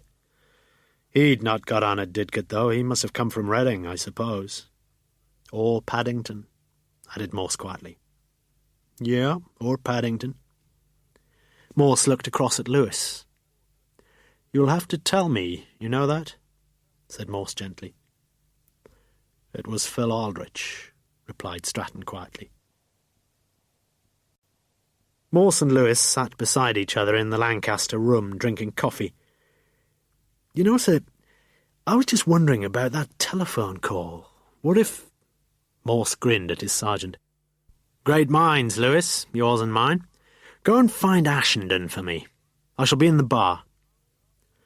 "There we are, then," said John Ashenden. Morse had questioned Ashenden in detail for several minutes in the chapter's bar annex about the crucial phone call with Kemp, and asked him to write down in dialogue form the exchanges as far as he could recall them. Ashenden now proceeded to read the reconstructed conversation.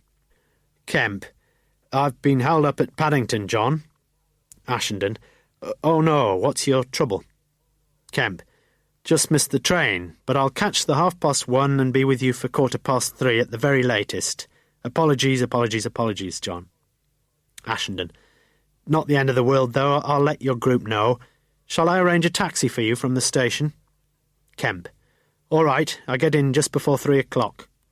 Ashenden, "Make sure you don't miss the next one." Kemp, "No danger. Can I have a quick word with Cedric, please, if he's there?" Ashenden, "He's here. I'll get him. Hold on." "You write fairly well," said Morse, after reading through the sheet for a second time.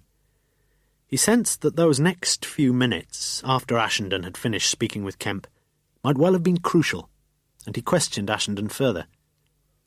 "So you called over to Mr. Downes?" "I went to Mr. Downes." "But he didn't want to talk to Dr. Kemp." "He was having trouble with his hearing aid. The line was a bit faint, I remember." "Perhaps you only thought it was Dr. Kemp, sir," continued Morse. But Ashenden shook his head firmly. "No, I'm 99% certain it was him." "And Sheila, Mrs. Williams, she spoke to him then?" "Yes, but you put it most accurately, Inspector. She spoke to him, and when she did, he put the phone down." "Oh." "We've still only got his word for it," said Lewis, after Ashenden had gone. Morse nodded thoughtfully. "Yes, I agree." "There was somebody else who heard him, sir." "Was there?" "The woman on the switchboard who put the call through." "Fetch her in." Celia Freeman was a far greater help than either Morse or Lewis could have wished, especially Morse. "Oh, yes, Inspector, it was Dr. Kemp who rang. Please believe that. I used to work for him at the Ashmolean. He said, 'Celia, that you?' or some such thing. Mr. Ashenden said that the line was a bit faint and crackly." "Did he? You do surprise me." "He never said it was crackly," said Lewis, after she had gone. "Do you think I don't know that?" snapped Morse. It was just before midday when Lewis braked sedately outside the Downes residence at the furthest end of Lonsdale Road. Lucy Downes was in, and soon stood at the door, an attractive, slim, fair-haired woman in her early 30s. "Good morning, madam." Lewis showed his ID card. Is Mr. Downs in, please? Mr. Cedric Downs? Lucy looked momentarily startled. Oh, good Lord, he's not here, I'm afraid, no. He's been showing some Americans round Oxford this morning, and he's got a lecture this afternoon, so, sorry. Can I help? I'm his wife. Perhaps you can, Mrs. Downs, interposed Morse. May we, come in for a little while? Lucy glanced at her watch. Yes, of course, it's just... She held the door open for them. I'm just off to... Whoops! Morse had knocked his shin against a large suitcase standing just inside the door. Sorry, I should have... That wretched case. I'm just on my way, continued Lucy. London. Got to change some curtains. I quite specifically ordered French pleats. Oh, sorry. Please sit down. Morse looked around him in the front living room, slightly puzzled to find the carpet, the decoration, the furniture, all that little bit on the shabby side, with only the curtains looking bright and new. I'd offer you both coffee, but the taxi'll be here any time now. It's purely routine, madam, began Morse, sitting down. It's awful, isn't it? About Theo. I just couldn't believe it was true, for a start. When exactly was that? Morse asked his question in a level tone, his eyes unblinking, never leaving hers. She breathed in deeply. Cedric rang up from the Randolph just before he came home. Dr. Kemp tried to talk to your husband yesterday lunchtime, went on Morse. I know. Yeah, Cedric told me. He came back here. What time was that? 1-ish? 1:15? 1:30? He came back for his spare hearing aid. Lucy was nodding. Not only that, though, he picked up some notes as well. She smiled nervously, and for Lewis, bewitchingly. Anyway, he just grabbed some papers and he was off again. With his spare hearing aid, too. She looked up at Morse with her elfin grin. Presumably. What time did he get home last night? 11-ish? Just after? The doorbell rang. Shall I tell the taxi to wait a few minutes, Inspector? Morse rose to his feet. No, I think that's all. Unless Sergeant Lewis here has any questions. Yeah, what are French pleats? She laughed, her teeth showing white and regular. Like that. She pointed up to the curtains on the front window. Oh, only the missus keeps on to me about getting some new curtains. But some other time, perhaps, Lewis. Mrs. Downs does have a train to catch. Sorry, sir. Lucy smiled again.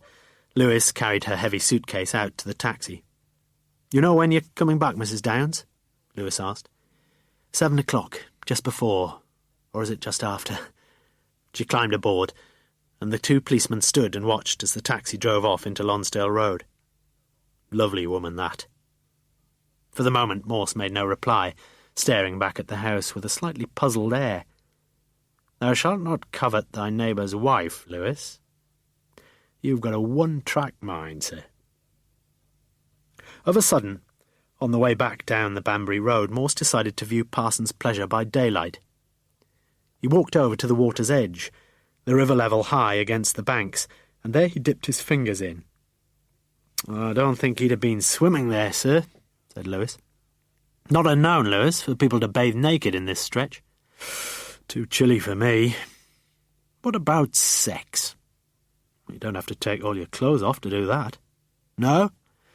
Well, I'll take your word for it. Do you ever have any rows with your wife? Not unknown, as you would say, sir. Morse nodded. We know of 2 people who had a row recently, don't we? Dr. Kemp and Mrs. Williams, yes. Well, you think Mrs. Williams might have killed him? She might have killed him, all right. But I don't think she could have dumped him. He wasn't very heavy, Kemp, though. Not much fat on him. Too heavy for a woman. Or even a jealous woman, sir. Yes, I know what you mean. I keep wondering if Kemp had found some other floozy, and Sheila Williams found out about it. Hell hath no fury. Now, if you must quote accurately, Lewis, heaven has no rage like love to hatred turned, nor hell a fury like a woman scorned. Sorry, I never did know much about Shakespeare. Congreve, Lewis. He seems to have been a bit of a ladies' man. These Americans, Aldrich and Brown, snapped Morse. Find out where they were yesterday afternoon. Where they say they were. Morse turned to look at the waters once more before he left, then sat quietly in the passenger seat of the police car. In the side panel of the door he found a street map of Oxford, and opening out the map he traced the line of the River Cherwell, moving his right index finger slowly northwards from the site marked Bathing Pool, until it reached the bottom of Lonsdale Road, Portland Road, Hamilton Road. Yes. A lot of flood water had come down from the upper reaches of the Cherwell, and a body placed in the river, say at Lonsdale Road. And suddenly Morse knew where the body had been launched into the river and into eternity. Knew, too, that if Lucy Downs could so quickly arouse the rather sluggish libido of a Lewis, then it was hardly difficult to guess her effect upon the lively carnality of a Kemp. Sheila Williams was feeling miserable. When Morse, himself looking far from serene, had come into the Randolph and demanded to see Messrs. Aldrich and Brown immediately, he had resolutely avoided her eyes. And the tourists, most of them, were getting restless, understandably so. Only Phil Aldrich had seemed as placid as ever, even after being interrupted in the middle of his lunch, and thereafter being seated in the Lancaster room, writing busily on the hotel notepaper. "Cedric! Cedric!" she'd called. He had been trying to steal silently away from the post-lunch chatter. "Cedric, how that bloody Roscoe woman has lived this long without getting murdered." Cedric grinned his sad, lopsided grin and looked at Sheila. "I've got to be off. I've got a tutorial shortly and I ought to sober up a bit between times." "Why do that, darling?" "Sheila, you're a lovely girl, but I've got to go. I'm meeting Lucy off the train later on anyway, and if you want to know the truth, I'm completely pissed off with the whole of this bloody set-up." He kissed her lightly on the cheek, then turned and walked out of the hotel. Sheila walked slowly over to the window and watched Cedric as he wheeled his bicycle across Beaumont Street towards St. Giles. He never drove his car if he was having any drink with his lunch. Not like Theo. He'd been over the limit, they'd said, when he'd crashed his BMW, and there could have been no sympathy whatsoever for him from the relatives of the woman killed in the other car. Or from his wife, of course. His bloody wife. She walked through into the Lancaster room again, where Phil Aldrich was still scribbling away on the hotel's notepaper. And for the moment, as Sheila stood in the doorway, looking up with his wonted patience and nodding mildly as Janet propounded her latest views on the injustice of the tour's latest delay. But even as Sheila stood there, his mood had changed. None too quietly he had asked the woman if she would mind leaving him alone, just for a while, since he had something more important to do for the minute than listening to her gripes and belly-aching. Who would have believed it? Sheila had heard most of the exchange, and with the volume of Janet's voice, so probably had several of the others too. It had been a devastating rebuke from the quiet little fellow from California, and as Sheila watched the hurt face of the formidable little woman from the same state, wasn't it the same church too, she had almost felt a tinge of sympathy for Mrs. Janet Roscoe. Almost. Phil Aldrich's statement read, "I was stationed in Oxford in early 1944 for training as a 22-year-old GI for the forthcoming landings in Normandy. One night in Chipping Norton I met a married woman, and I fell deeply in love with her. She had gotten pregnant. She had our baby daughter, 2nd January 1945. I believe there was some trouble with the girl in her early teens. She ran away from home in late 1962, and her mother heard a few months later that she was living as a common street girl near King's Cross Station. I only knew something of all this because the girl's mother kept in touch with me occasionally. She moved soon after her husband died to Thetford in your East Anglia, and I was able to phone her there a few times. I valued my independence too much to get involved with her again, but I did want to find out about my daughter. Well, then she died last February with some awful cancer, and the daughter had been beside her when she died. My daughter wrote me after her mother's funeral and said she'd guessed what had happened. She'd not given any address, but the stamp had a WC1 postmark. So when this tour was advertised and I saw 3 days would be spent in London, I just decided to go, that's all. So, when we were there in London, I asked around at several centres for rehabilitating women, and I struck lucky. At one place there were about a dozen young women having a lunch together. I don't recall the name of the place, but the warden was a wonderful guy, and he mentioned my daughter's name to these girls, and one of them knew her. There were a lot of streetwalkers and petty criminals. He called them his pros and cons. But one of them had seen my daughter, Pippa, a week earlier in a cafeteria somewhere near. So I left her £10 and asked her to please tell the warden if she saw her again, so that he could call me with any news. I had a phone call yesterday at lunchtime from my daughter herself. So we arranged to meet in the Brunel Bar in the Great Western Hotel at Paddington at 2:15, and I just decided to go without telling anyone in the group. I got there on schedule. I waited and waited and waited, but she didn't come. So I caught the 4:20 train back to Oxford, which stopped at Reading and then Didcot. I didn't see Eddie get on the train at Didcot, but I now know he saw me. He told me what he told you. Just one more thing. I asked Janet, Mrs. Janet Roscoe, to sign that she saw me yesterday afternoon at one of the sessions. I just told her I'd gotten a bad headache. Philip Aldrich. "Well?" asked Morse at long last. "What did you make of that?" "One odd thing, sir. It's an alibi for Aldrich, all right, but not really one for Stratton, is it?" "It isn't." "Surely not. Aldrich didn't actually see Stratton on the train, did he?" "You mean Stratton might not have been on the train?" "You're right, Lewis," added Morse slowly. "And I'll tell you something else. He writes well." "Clever man, sir." "Bit sad," ventured Lewis. "About Mr. Aldrich's daughter." "Hmm? I wonder why she didn't turn up at Paddington." "Probably met a well-oiled sheik outside the Dorchester." "Well, don't you believe him?" Lewis's eyes looked up in puzzlement. "He can't have made up all that stuff about the army or the train." "Well, as you said, he's a clever man. I think he went up to London, yes, but I'm not at all sure what he did there. All a bit vague, don't you think? But if he and Kemp met each other, Lewis, interesting, don't you think?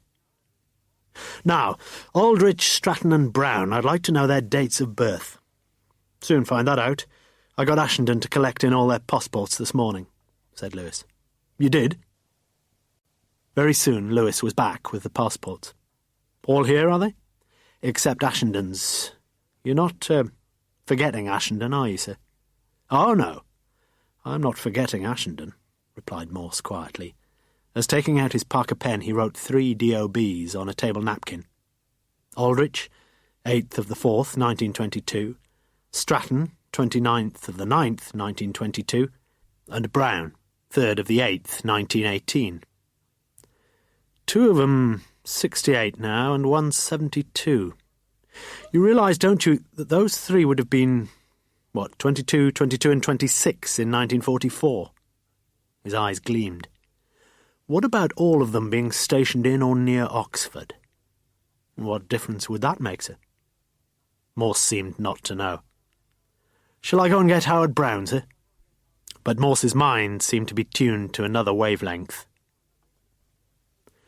Faced with the evidence of the telltale Continental 7, Howard Brown capitulated immediately. Yes, Morse was right in one respect. Aldrich, Stratton and himself had been stationed in or around Oxford in 1944, and he, Brown, had in fact known Stratton vaguely in those far-off days. They'd been delighted, therefore, to renew acquaintanceship at the beginning of the tour, reminiscing about some of the local talent the GIs had been only too happy to discover in Oxford itself and in some of the surrounding towns and villages. Brown had fallen miserably in love, so he said, with a girl named Betty Fowler, and already on their second meeting they had vowed a mutual eternal love. Then, when the war ended in the summer of 1945, he'd gone straight back to the US. Back home in California he'd met Shirley and married her. First, though, he'd written an honourable and honest letter to Betty Fowler, but he'd received no reply. Then, only 6 months since, he had received a letter, private and strictly confidential.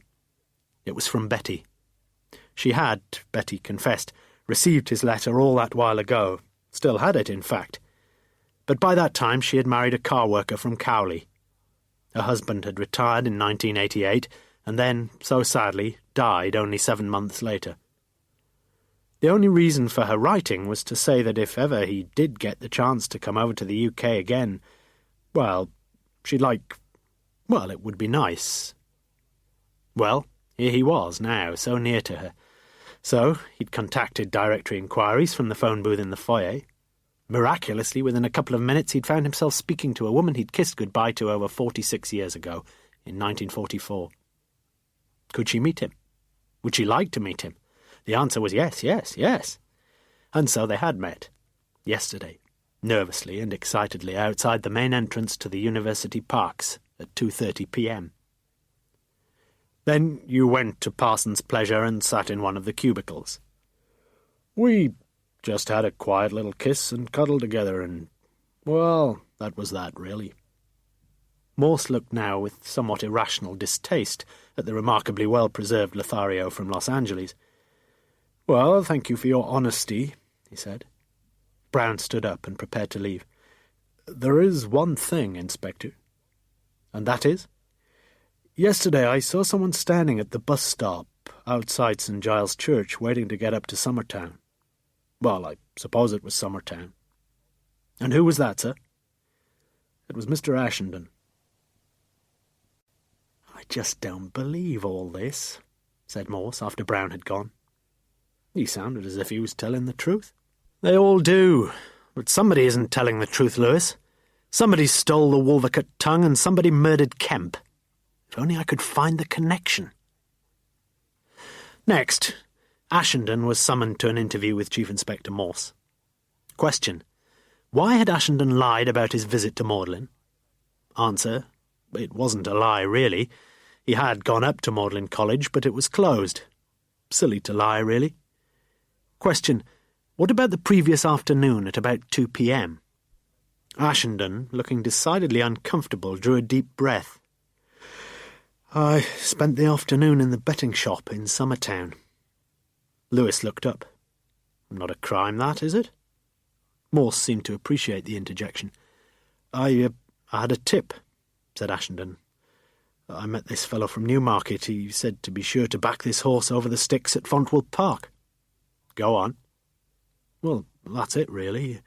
I picked another horse in the race before. I'd got to the bookies about 2:30, I suppose. I put £3 to win on a horse in the 250 and then £5 to win on this dead cert this fellow had told me about in the 315 or 320, something like that." "Would they have records at the bookies to show you'd been there, sir?"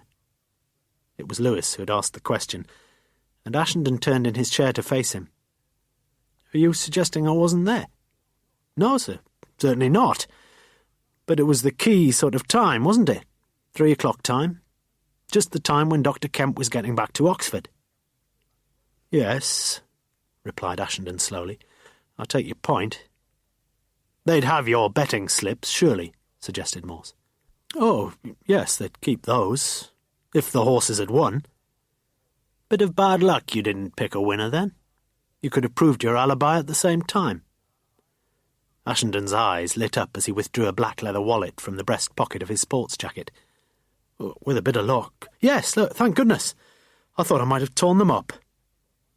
"They tell me betting shops are littered with torn-up betting slips," said Morse, as he looked down at the 2 pink slips that Ashenden had handed to him. "You might as well tear those up as well, Inspector, I'm afraid." "Oh, no, sir. We mustn't destroy any evidence, must we, Lewis?" Ashenden shrugged. "Anything else?" "Yes," said Morse. "Tell your coach driver he can leave at 5 o'clock. That should please everybody. It's only 37 or 38 miles to Stratford, and Lewis here once managed it in half an hour." From the street window of the coffee lounge, Morse and Lewis had watched them go. "Think we shall be seeing any of them again, sir?" "No," said Morse flatly. "Does that mean you've got some idea?" "Ideas, plural, Lewis. We've seldom had so many clues, have we? I still think that Kemp was killed because he had one too many fancy women. Why was he naked? I thought for a start it was because moving the dead body might have been a very messy business, but I don't think it was that now." "What, you think he was making love to a lady?" "Well, a woman, Lewis." "Who was she, though?" We've got to look down the race card for some attractive, available, acquiescent filly. And the likeliest filly is surely... Suddenly Morse stopped. He had bought a copy of the Times before he had come to the Randolph that morning, but hitherto had not even glanced at the headlines. Now he looked again at the 2 betting slips that lay on the table in front of him, then turned to the back of the business section for the sport, his eyes running down the results of the previous day's racing at Fontwell Park.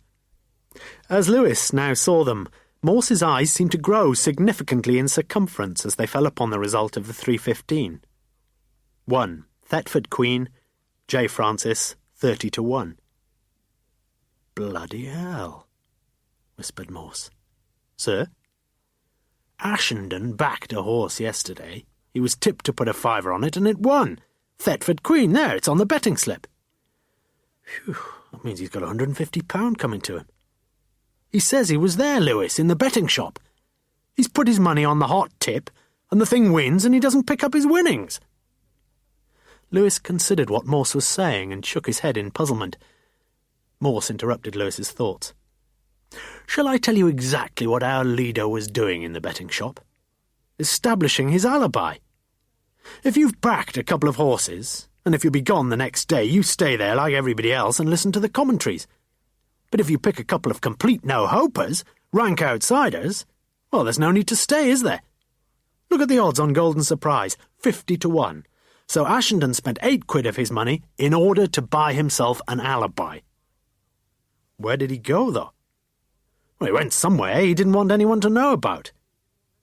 The manager walked swiftly through. "Can you come to the phone, Inspector? Very urgent, they say." It was Max. "Morse, get over here, smartish." "Tell me, Max," said Morse softly. "Mrs. Kemp, that's what. Tried to cross the Knighted Ferry, might have made it but for a district nurse calling unexpectedly." "She's not dead?" "Not yet." When Morse arrived, Marion Kemp had already been removed to the intensive care unit at the John Radcliffe. A brown glass bottle of sleeping pills stood capless and empty on the bedside table, and beside it, lying on the top of the Georgette Hare novel, was a short, soberly legible, though unsigned note. "If found still alive, please let me die. If found dead, please contact Dr. M. Davies at the Summertown Health Centre, the only man who ever tried to understand my suffering." When Max was gone, Morse looked around outside the Kemp's residence somewhat fecklessly. A maintenance man with a garden fork and wheelbarrow was tending the herbaceous border that stretched along the frontage of the flats. Yes, he'd been working there for several days. Had he seen anyone coming in during the afternoon of the previous day? After 3 o'clock, say? The man shook his head dubiously. "Difficult, innit? I mean, I was out the back most of the time. You saw this man?" Morse held up the photograph of Theodore Kemp, which he had just removed from the living room. "Yes, I seen him before, but I don't know about yesterday. As I said, I was out the back most of the time doing the bits by the river." "The river?" Morse thanked the man and walked along to the ramp at the side of the flats. Then, turning to his right, he came to a stretch of well-trimmed lawn that sloped down to the river. Here the water was green-scummed and semi-stagnant, but a bridge, residents only, led him across to the main channel of the Charwell, where the water was still flowing fairly swiftly after the week's earlier rains. For several minutes Morse looked down at the turbid, turgid river, and his thoughts were as restless as the waters below him. "What's it all mean?" asked Lewis as he sat in the pub with a pint of Breakspear for Morse and half of the same for himself. He had never understood why Morse almost always expected him to buy the beer. It was as though Morse believed that he, Lewis, was on some perpetual expense account. "You mean about Mrs. Kemp?" "I mean about everything. I just don't know what's happening." "You think I do?" "Well, I thought you might have an idea." "Perhaps I have." He drained his pint with extraordinary rapidity. "Is it your round or mine?" Lewis walked over to the bar with the single glass almost happily. When he returned, Morse took an almighty swig from his replenished pint, leaving only an inch of beer in the glass. "Tell me about something, Lewis. Something that's got nothing to do with Mrs. Kemp." "I can't, sir. Not for the minute." I just think I let Mrs. Kemp down. Why do you think she tried? How the hell do I know? Suppose she must have felt life wasn't worth living without him, without her husband. You didn't feel that, though, when you met her, did you? Yes. Lewis knew that Morse was right. He'd felt the anger and the bitterness of the woman far more than any sense of anguish or loss. You talk about giving your mind a rest, sir. I shall have to give my body a bit of a rest soon. I'm knackered. Absolutely knackered. Go home, then. What's stopping you? I don't want to go home, sir. We've got the decorators in. I keep getting nagged about getting new carpets and new curtains and... Morse jumped up from the table, his face radiant. You've done it, Lewis! You've done it again! Lewis, too, rose from his seat, a tired, bewildered expression across his honest features. What had he just said? The Downs house was in darkness. Morse looked at his watch, just after 6:30, and Downs would be meeting his wife at 7 o'clock. A wooden gate at the side of the house led to a neatly tended garden at the back, the lawn sloping down to the river. You think... Lewis pointed down to the fast-flowing Cherwell. Kemp was launched from here. Yes, I do. Launched from here into eternity. But when, sir? He wasn't back in Oxford. All in good time, Lewis. You see, Lewis, began Morse, as the two strolled back to the front of the property. Kemp had grown tired of Sheila Williams and was starting out on a new conquest, the delectable Lucy Downs. Unfortunately for Kemp, however, Cedric Downs discovered the guilty pair in flagrante delicto. He's got to have a woman, as Kemp. His motto's a mo, a mass, a mat it again. And he's at it again when Downs hits him with whatever's to hand. Kills him. Wonders where he's going to dump the corpse. Can't dress him, far too difficult dressing a corpse. And carts him off to the river to dump him there. Gently, Lewis, without even a splash to startle the cygnets. And you think in that suitcase of Mrs. Downs. But as the two detectives stood beside the car, the radio crackled into life. Lewis here. Bad news, Sarge. Mrs. Kemp died at the John Radcliffe 50 minutes ago. Morse stood where he was, listening and staring up at the sky, as if viewing the unsuspected behaviour of some distant galaxy. His face looked sad and very weary. Suddenly he looked at his watch. He's meeting her in 7 minutes. Put your foot down and turn the bloody siren on. The train still stood at the platform when they arrived, and there, yes, there, right in front of them, passing from one window to another, peering into each of the carriages, his face drawn and anxious, was Cedric Downs. The train began slowly to move forward, and at last Downs turned away, walking back along the bare platform towards the footbridge, where he was confronted by the bulk of the broad-shouldered Lewis. "Meeting your wife, Mr. Downs?" inquired Morse. "Pardon? Just a minute, Inspector. Just a minute, please." Downs fitted a hearing aid taken from his pocket into his right ear, the aid promptly emitting a series of shrill whistles. "If you'll just bear with me a few minutes, gentlemen, I'll just nip along to the car, if I may. I always keep a spare aid in the glove compartment." Morse gestured vaguely. "Of course. We'll walk along with you, sir." In front of the railway station, a second police car, summoned by the confident Morse, was now waiting. The three men walked over to the 20-minute waiting area set aside for those meeting passengers from British Rail journeys, an area where parking cost nothing at all. They passed through that area and walked into the main car park with the bold notice, "Parking for British Rail passengers only.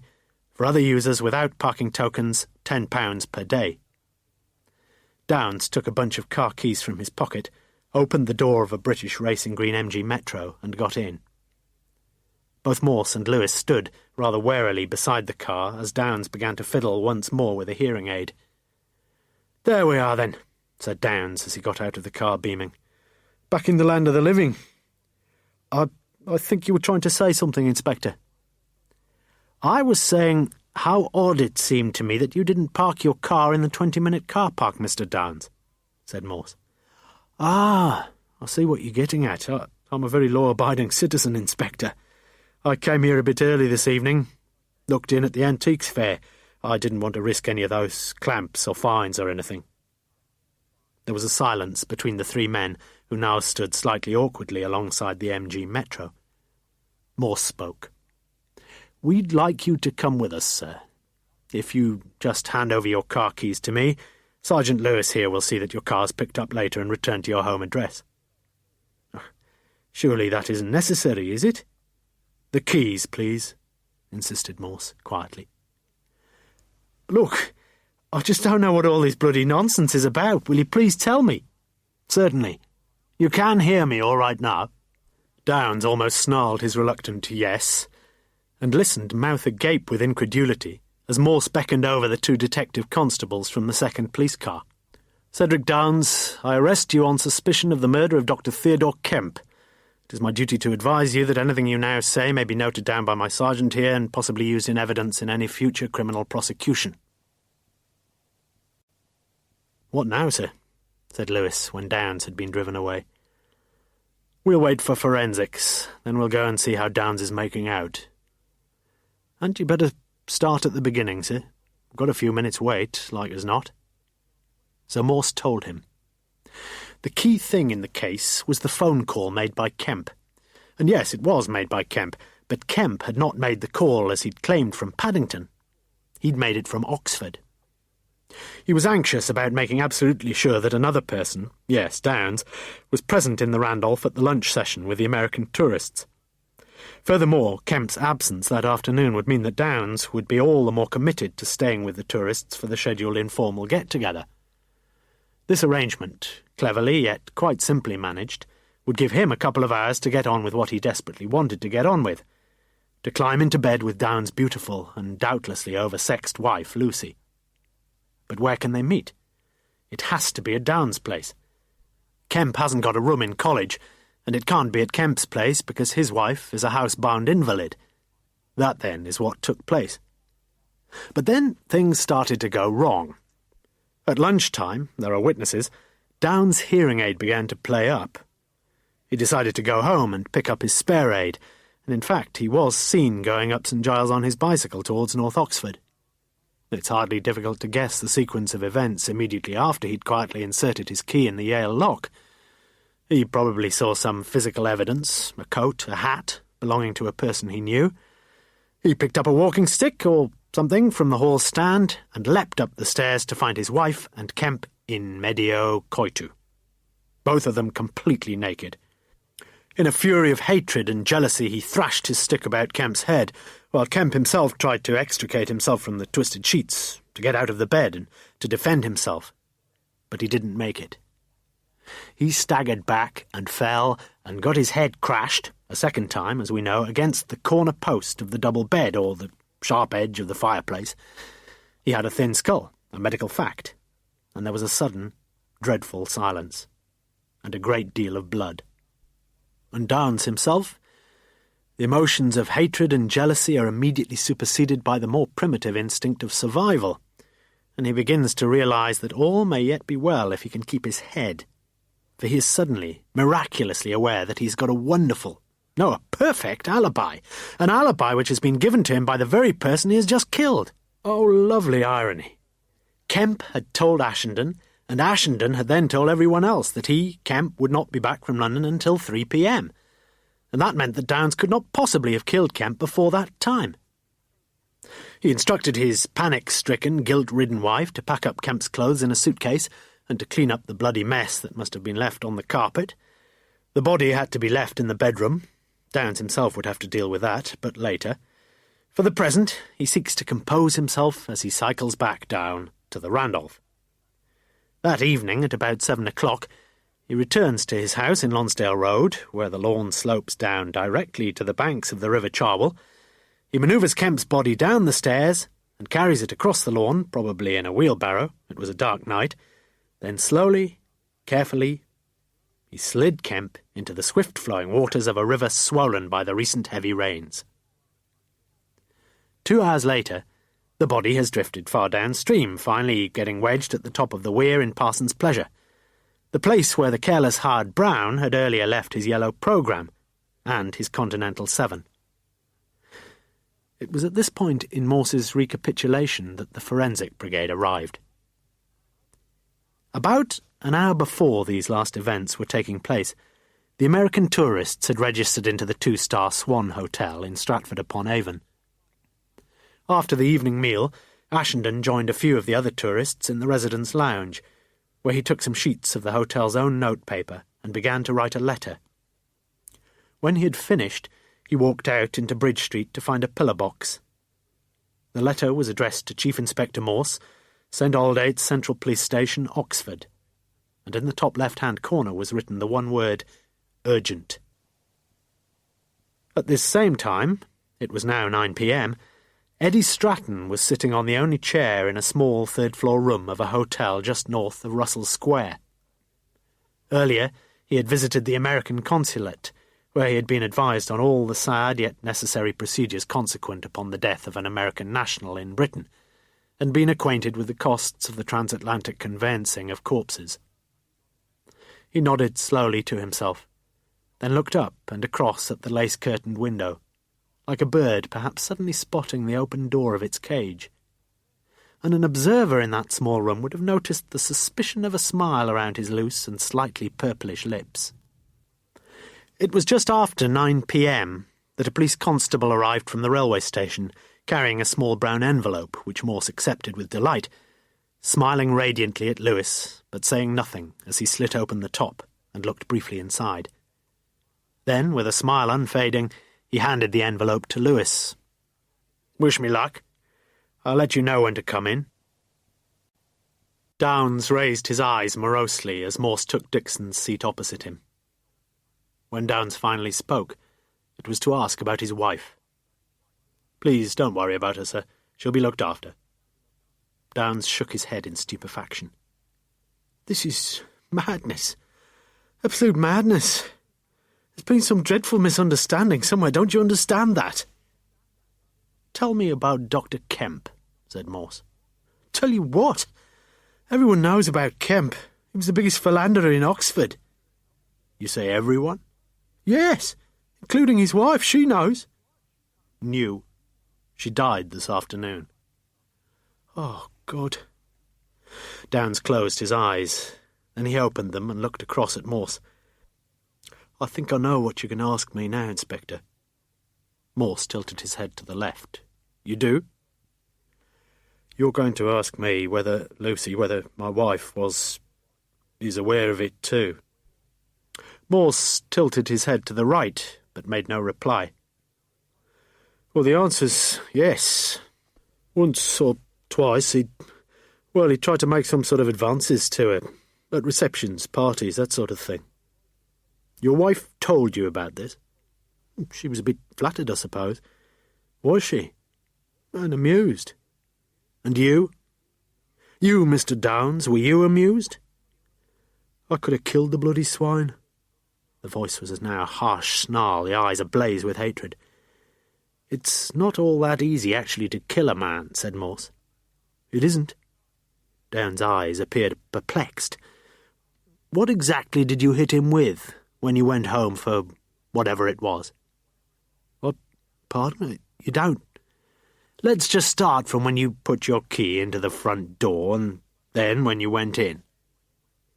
"Yes, and I got my other hearing aid and some notes." "Whereabouts do you keep your spare hearing aid?" "In the bedroom." Morse nodded encouragement. "And your wife was in bed there?" "What? What makes you think my wife was in bed? This was at lunchtime." "Where was she?" "In the living room. Look, I don't know. I forget." He suddenly sprang to his feet. "Look, I've got to talk to her now." His voice had become almost a screech of anger and frustration, and Morse was glad of it. So often the loss of self-control was the welcome prelude to a confession. However, a loud knock on the door heralded the entry of a rather harassed-looking Lewis. "Sorry to interrupt, sir, but—" "Not now, man. Can't you see—" "It's very urgent, sir," said Lewis in a voice of hushed authority.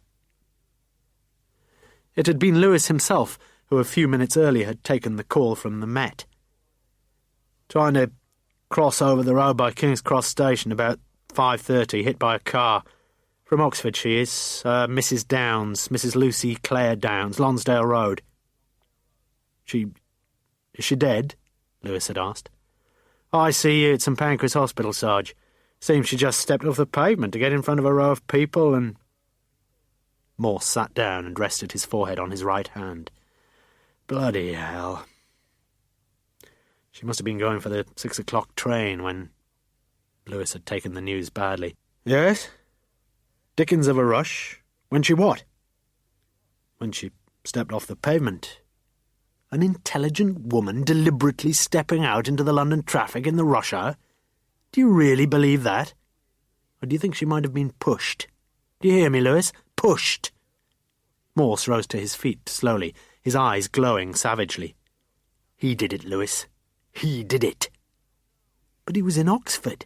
No, he wasn't. He wasn't waiting on the Oxford platform at all. He'd just got off the train. And then he saw us. So he turned around the second he did and made it look as though he was waiting for the woman he'd just tried to kill when they were walking along together. He loved her, you see, and when he saw her copulating with Kemp, he just couldn't get it out of his mind for 1 second. Morse shook his head. That key, the key they found hidden under the floor mat in his car. When they brought the key, I knew exactly what it was. A left luggage locker key. But tell me this, Lewis.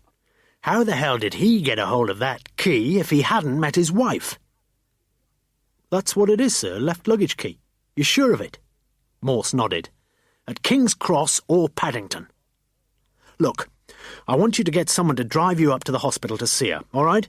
You can get a bit of kip in the car, then go down to King's Cross and see if there's anything in locker 67. Lewis felt in his pocket to make sure that the brown envelope containing a small red key, number 67, was still there. Are you going to save us an awful lot of time and trouble, sir? Downs licked his dry lips. I don't know what this is all about, except that I'm going mad. Oh, no. You're very sane, began Morse. Yes, very sane. Sane enough to cover up a murder. Sane enough to arrange for your wife to cart off the incriminating evidence to King's Cross Station and stick it in a left luggage locker. I can't be hearing you right. No. Not again, sir, please. You used that excuse when Kemp rang up from your own house. You used it again when you just got off the train from Paddington tonight, when you pretended you were waiting for Mrs. Downs. Downs now shrieked, "Stop!" And Morse stopped, as instructed, for about 30 seconds. No rush. Then he repeated his accusation. You got your wife to take Kemp's clothes to London. Got my wife? Got Lucy? What do you mean? It's all right, sir. We've got the key your wife gave you after she'd deposited the clothes and the blood-stained sheets. I've been here all day, here in Oxford. The voice had veered from exasperation to incredulity. But Morse had taken over completely. You have nothing to fear if you're telling the truth. But listen to me, Mr. Downs. When my sergeant came in to see me, he'd just learned that on my instructions the locker had been opened in London, and that inside the locker was a case. The case your wife took with her to London today, a case which she told me and Sergeant Lewis contained some curtains. Curtains. Shall I tell you again what it really contained? Downs thumped the table with both fists. No, no, no! But Morse appeared wholly unperturbed. Please tell me, Mr. Downs, how the key came to be in your possession. Under the mat in the driver's seat, was it? What? The key! Roared Morse. What about the key? Do you remember the number of the key, sir? Of course. Please tell me, said Morse quietly. Number 67. That's correct. That's correct, Mr. Downs. But that's the key to my locker at the North Oxford Golf Club, Inspector. Suddenly, interview room 2 was still and silent as the grave. It was only an hour and a quarter after leaving Oxford that Lewis was speaking to the night sister in the hospital about her most recent road casualty. A casualty not all that badly injured, no broken legs or ribs, and fairly certainly no head injuries either. Lewis stood by the bed and looked down at Lucy Downs. Her eyes were open, and guardedly she smiled an instant recognition. She spoke softly, lisping slightly, and Lewis immediately noticed that 2 teeth in the upper left of her jaw had been broken off. "We met this morning, didn't we?" "Yes, Mrs. Downs." "Cedric knows I'm all right, doesn't he?" "Everything's in hand. Don't worry about anything like that." "I told the police it was my fault. It wasn't the driver's fault." Her eyes looked pleadingly up at Lewis. "Would you just repeat what you said, please, Mrs. Downs?" "I was in a hurry to catch the tube. I didn't want to miss the train. Cedric, you see, Cedric was waiting." "But at Oxford, you mean? He was waiting at Oxford?" "Of course. I was just trying to get past some people in front of me, and I stepped off the pavement, and the driver, he didn't have a chance. It was the case, really. If it hadn't been for the case, I think perhaps—" "But the car hit the case, you mean? Hit the case first?" Lucy nodded. "It sort of, cushioned things." "So you still had the case with you then, when the car hit you?" "Of course." Do you know where it is now, Mrs. Downs?" "Isn't it still under the bed, Sergeant?" Morse took the call just after 11 p.m. "You'll never guess what's happened, sir.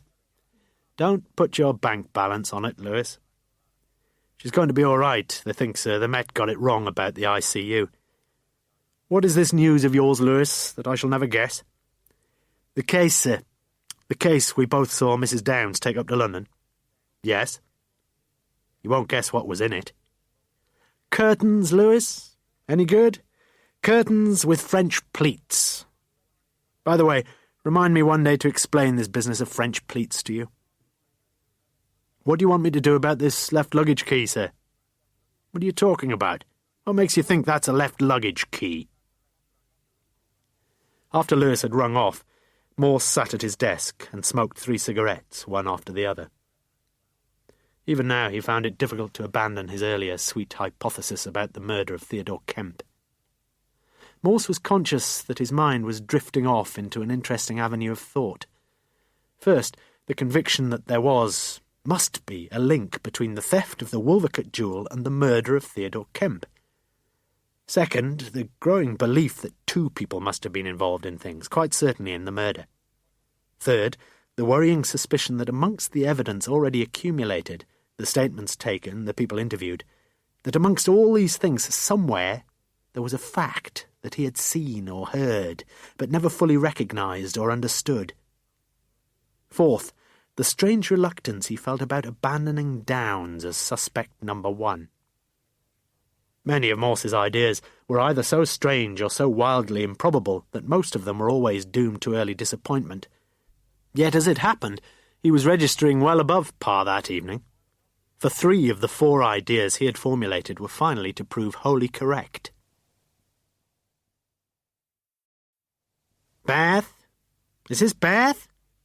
Seated on the near-side front seat of the luxury coach, John Ashenden glanced across at the diminutive septuagenarian from California. "Yes, Mrs. Roscoe, this is Bath." "Looks a swell place, Shirl," ventured Howard Brown. "Yeah, just wish Laura was with us. And Eddie. It all seems so sad." "Too right. Bus seems sort of empty now." As scheduled, the tourists had lunched at Cirencester after leaving Stratford earlier that Sunday morning. It was another golden day in late autumn, and perhaps in the minds of many, memories of their tragic stay in Oxford were slowly softening at the edges. One of the slightly younger widows, Mrs. Nancy Wiseman, was seated at the back of the coach beside Phil Aldrich. She had observed with quiet pleasure how the strident Roscoe woman had markedly cooled towards her former partner after his refusal, and that of most of the others, to sign her petulant letter of complaint concerning Sheila Williams. Although Phil had been slightly reserved in his manner towards her, Nancy, she knew that that was his way, and she was enjoying the company of the wiry, small-boned, gently-spoken citizen from Sacramento, who almost invariably found himself at the back of every queue that ever formed itself. Following Cedric Downs' release, Morse had idled away the Monday in his office, while Lewis slept away the hours at home. On Tuesday morning, Lewis arrived refreshed in Morse's office. You say Stratton was quite definitely out at Didcot when Kemp was being killed? Inquired Morse. No doubt about it, sir. I went over there yesterday. You were in bed yesterday? Sunday, I mean. They remembered him. Who's they? One of them took a photo of him on the footplate of the Cornishman. And it was Stratton? It was Stratton. Here. Read this. Came this morning, mumbled Morse. Lewis took the envelope handed him, postmarked Stratford-upon-Avon. Swan Hotel, Stratford, Saturday the 3rd of November. Dear Inspector, my conscience has troubled me since I left Oxford. When you asked about the phone call, I tried to remember everything, and I don't know what else I could have told you. I want to repeat that the line was faint, but it was definitely Dr. Kemp on the phone, and that what I wrote was as near as anyone could get to what he said. But I lied about the afternoon, and I was worried when you wanted to keep the betting slips. The only reason I went to Ladbrokes was because I didn't want anyone to know where I really went, which was to a flat in Parktown, where I'm ashamed to say I watched some sex videos with 3 other people. I think one of them would be willing to back up my story, and if it's necessary I will give you his name. I'm worried as well about the way you asked me where I went after we'd arrived in Oxford, because I didn't tell you the truth then either. I went to Holywell Cemetery and went to the grave of a friend of mine. He wrote to me before he died, and I didn't write back, and I just wanted to make up for it in some way if I could. His name was James Bowden. I'm sorry to have caused trouble. John Ashenden. P.S. I forgot to say that I left a small memento at his grave. Well, said Lewis, at least we're getting some of the loose ends tied up. You mean we can cross Ashenden off the suspect list? Dunno, sir, but we can cross Stratton off, I reckon. He was in Didcot most of the afternoon, that's for sure. So he couldn't have killed Kemp? I don't see how. Lewis found himself looking at the back page of the Oxford Times, which lay on the desk. He noticed a brief item on a fatal accident. Don't tell me you've done one across, Lewis. No, just reading about this accident at the Marston Ferry Lights. Bad junction now, that is. Lewis read on aloud. Georgette Le... something. Daughter of Monsieur Georges Le... something of Bordeaux. But now his eyes had spotted the date. It's funny. This accident was a week last Saturday, sir, at 5:30. That's exactly 1 week earlier than Mrs. Downs. Life's full of coincidences, I keep telling you that. It's just that when you get 2 things happening like that, people say there's going to be 3, don't they? That's what the wife always says. Look, if a 3rd accident will please you, volunteer for the ambulance crew this morning. It's a fiver to a cracked piss pot that some irresponsible sod. Suddenly, Morse stopped, the old tingle of high excitement thrilling strangely across his shoulders. Christ, what a fool you've been, he murmured softly to himself. Sir? Morse rattled out his words. What's the name of Kemp's publisher, the one you rang to make sure he'd been there? Babington's. Get on to the American consulate. Find out where Stratton is. They'll know, I should think. We've got to stop him leaving the country. Morse's blue eyes gleamed triumphantly. I think I know, Lewis. I think I know. But Eddie Stratton had left the country the previous evening, on a Pan Am jumbo bound for New York, together with his late wife Laura, the latter lying cold and stiff in a coffin in a special compartment just above the undercarriage. It was just after a quick, non-alcoholic lunch that Morse had sought to explain to Lewis the nature of his earlier error. That phone call, all the time that poor line we kept hearing about, was of crucial significance. It was Kemp all right who made the call, but he wasn't at Paddington. He was still at his publishers in London, Babington Press, Fine Arts Publications, South Kensington. And doubtless he referred to it, like anyone would, as Babington's. Oh, yes, that's where he was, and he did exactly what he said he'd do. He caught the next train and arrived in Oxford dead on schedule. Sergeant Dixon, stripes newly stitched, was also enjoying himself. He had not realised quite how many customers were attracted by the car hire firms of Oxford, especially American customers, and checking the lists had taken longer than he'd imagined. It was at the Hertz rent-a-car offices at the top of Woodstock Road where Dixon had finally spotted the name he was looking for, with all the excitement of a young angler just hooking a heavyweight pike. By good fortune it had been the manager himself who had effected this particular transaction, and who remembered the occasion reasonably clearly. Well, it was only 5 days ago, wasn't it? The reference call to the hotel, the Randolph. He'd looked up the telephone number and then been put through, on the extension given to him by his client, to the deputy manageress, who had promptly and effusively vouched for the bona fides of rent-a-car's prospective customer. Naturally, the manager had more details to offer. The car, a Cavalier, had been hired at 1:45 p.m. and returned at some time after the offices had closed at 6:30 p.m. Mileage on the speedometer had been clocked as only 30.7.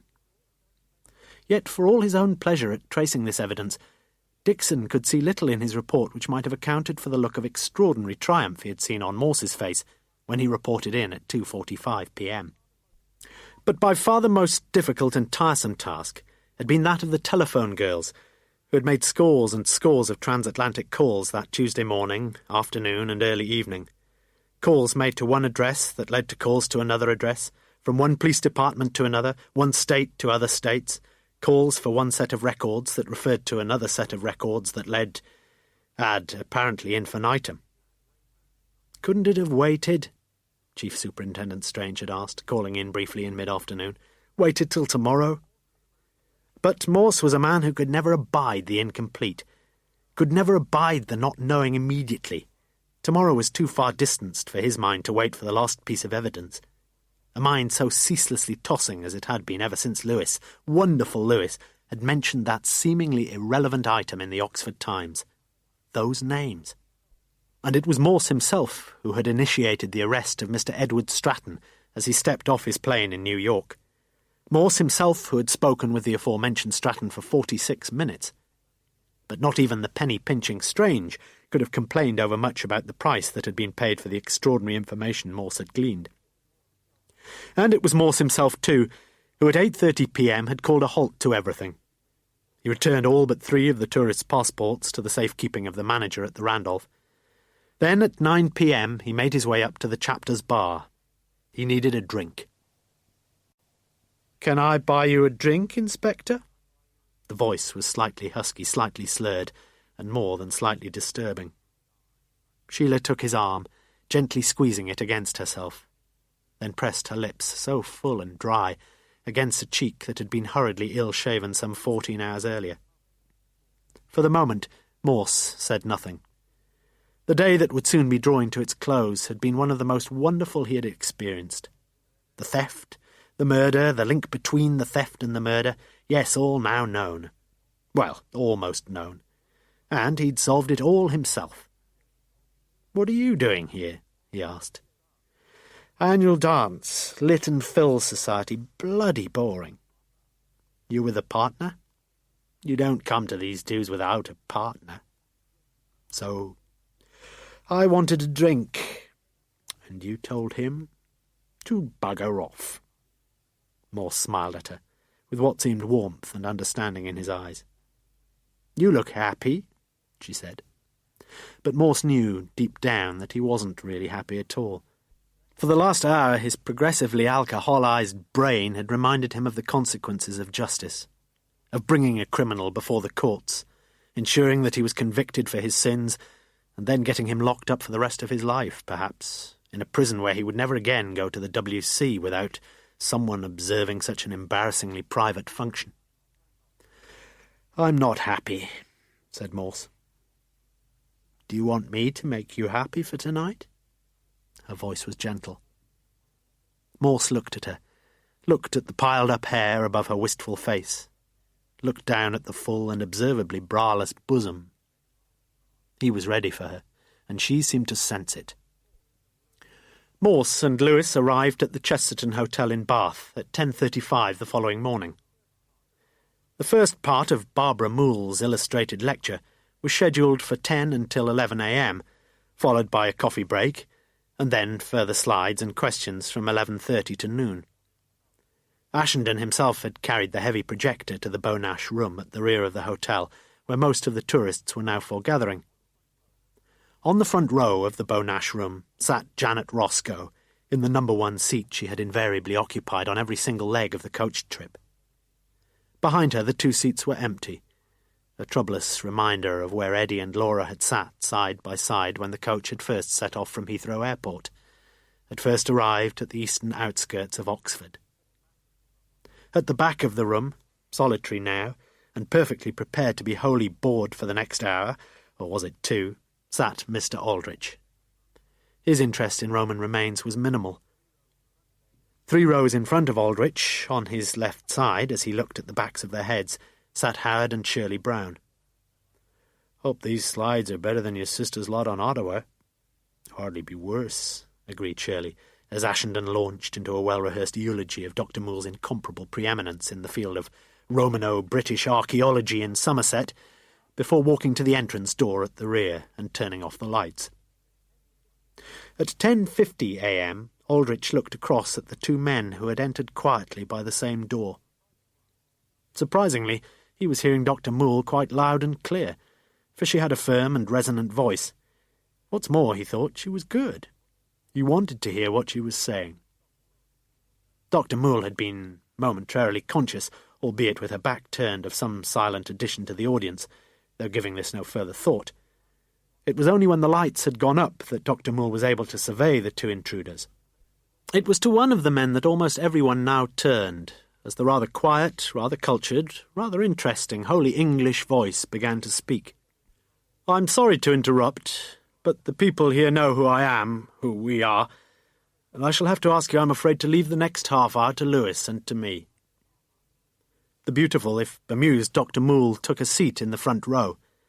The man spoke, she thought, more like a don than a detective. "Let me outline the case, or rather the 2 cases, to you all. First, a jewel was stolen from Mrs. Laura Stratton's room in the Randolph. At the same time, whether just before or just after the theft, Mrs. Stratton died. What is medically certain is that she died of coronary thrombosis. There's no question of any foul play, except, of course, if the heart attack was brought on by the shock of finding someone in her room stealing the jewel she had come all the way from America to hand over to the Ashmolean Museum, or more specifically to Dr. Theodore Kemp on behalf of the museum. I tried to find out, I may be forgiven, who would benefit from the theft of the jewel, and I learned from Mr. Brown here," head swivelling, "that Mrs. Stratton was always slightly mysterious, ambivalent even about her own financial affairs. So I naturally had to bear in mind the possibility that the jewel had not been stolen at all by any outside party, but caused to disappear, let us say, by the Strattons themselves. It had been the property of Mrs. Stratton's first husband, and it was he who had expressed the wish, as stated in his will, that it be returned to England to find a permanent place in the Ashmolean Museum, with its counterpart, the Wolvercote buckle. As a piece of treasure of considerable historic importance, the Wolvercote tongue was, of course, beyond price. In itself, however, as an artefact set with precious stones, it was, let us say, priceable, and it was insured by Mrs. Stratton for $500,000. It appears that in the eventuality of the jewel being stolen, either before or after her death, the insurance money is payable to her husband, and is not to be siphoned off into some trust fund or other. At any rate, that is what Eddie Stratton believed. Believes, rather, for I learned most of these facts yesterday from Stratton himself, who is now back in America. Morse paused a moment. I don't need perhaps to underline to you the temptation that faced Mr. Stratton, himself a virtually penniless man, and a man who knew that his wife had run through almost all of the considerable money she had inherited from her first husband. As I saw things, still see things, the thief had to be one of you here, one of the touring party, including your couriers, head swivelling again, or one of the staff at the Randolph, but the latter possibility was fairly quickly discounted. The immediate effects of the theft were considerably lessened both by the death of Laura Stratton and on the very next day by the murder of Dr. Kemp, the man to whom the tongue was due to be handed over, at an official little ceremony at the Ashmolean. Already there was a link, was there not? Dr. Kemp himself, the man who had one day been deprived of a jewel which he himself had traced and negotiated for, a jewel that had been found in the water below the bridge at Wolvercote in 1873. Indeed, a photograph of the reunited Buckle and Tongue was going to be used on the cover of Kemp's forthcoming book. And then, on the very next day, Kemp is murdered. Interesting, is it not? I asked myself, did the same person commit both the theft and the murder? It seemed to me more and more likely. So let us come to Kemp himself. He was a keeper of antiquities at the Ashmolean, a man somewhat flamboyant in dress and manner, not only a ladies' man, but one of the most dedicated womanizers in the university. The university had recognised Kemp for what he was. His promotion was slow. A full fellowship was withheld. No family, a very modest two-bedroomed flat in North Oxford, and above all, a great personal tragedy.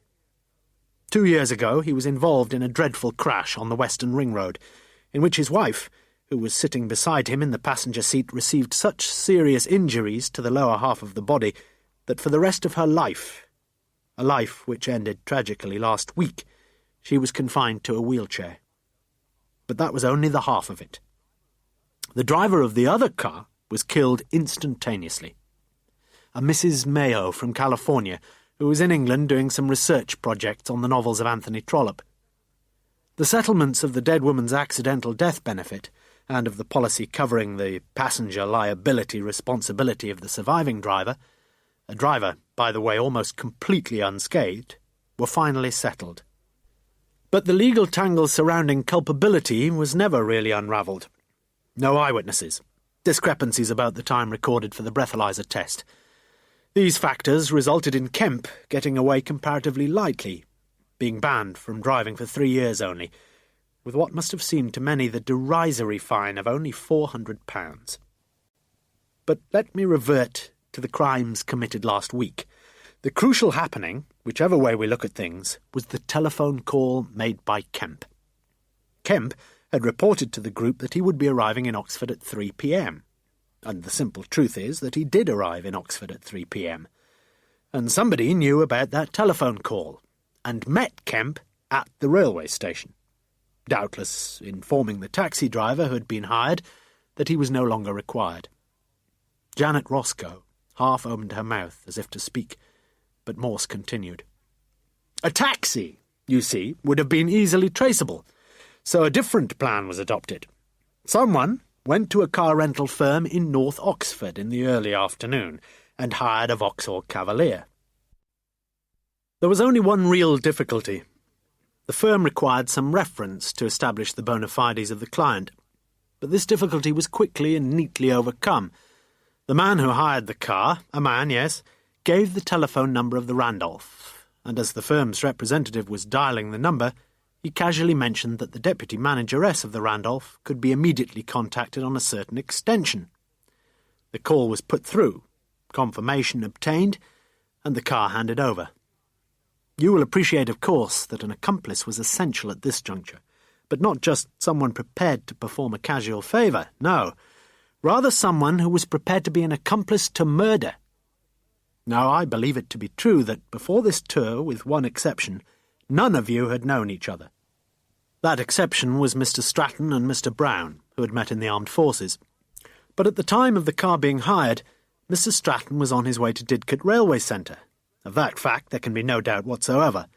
And Mr. Howard Brown, Morse hesitated, has given a full and fairly satisfactory account of his own whereabouts that afternoon. There were one or two other absentees that afternoon, weren't there? Mr. Ashenden, for one, but he was up in Summertown with friends, as we've now checked. Lewis managed to keep his eyebrows still. And then, of course, there's Mr. Aldrich. Heads were swivelling completely round this time, to the back row where sat Phil Aldrich, a wry smile on his long, lugubrious face.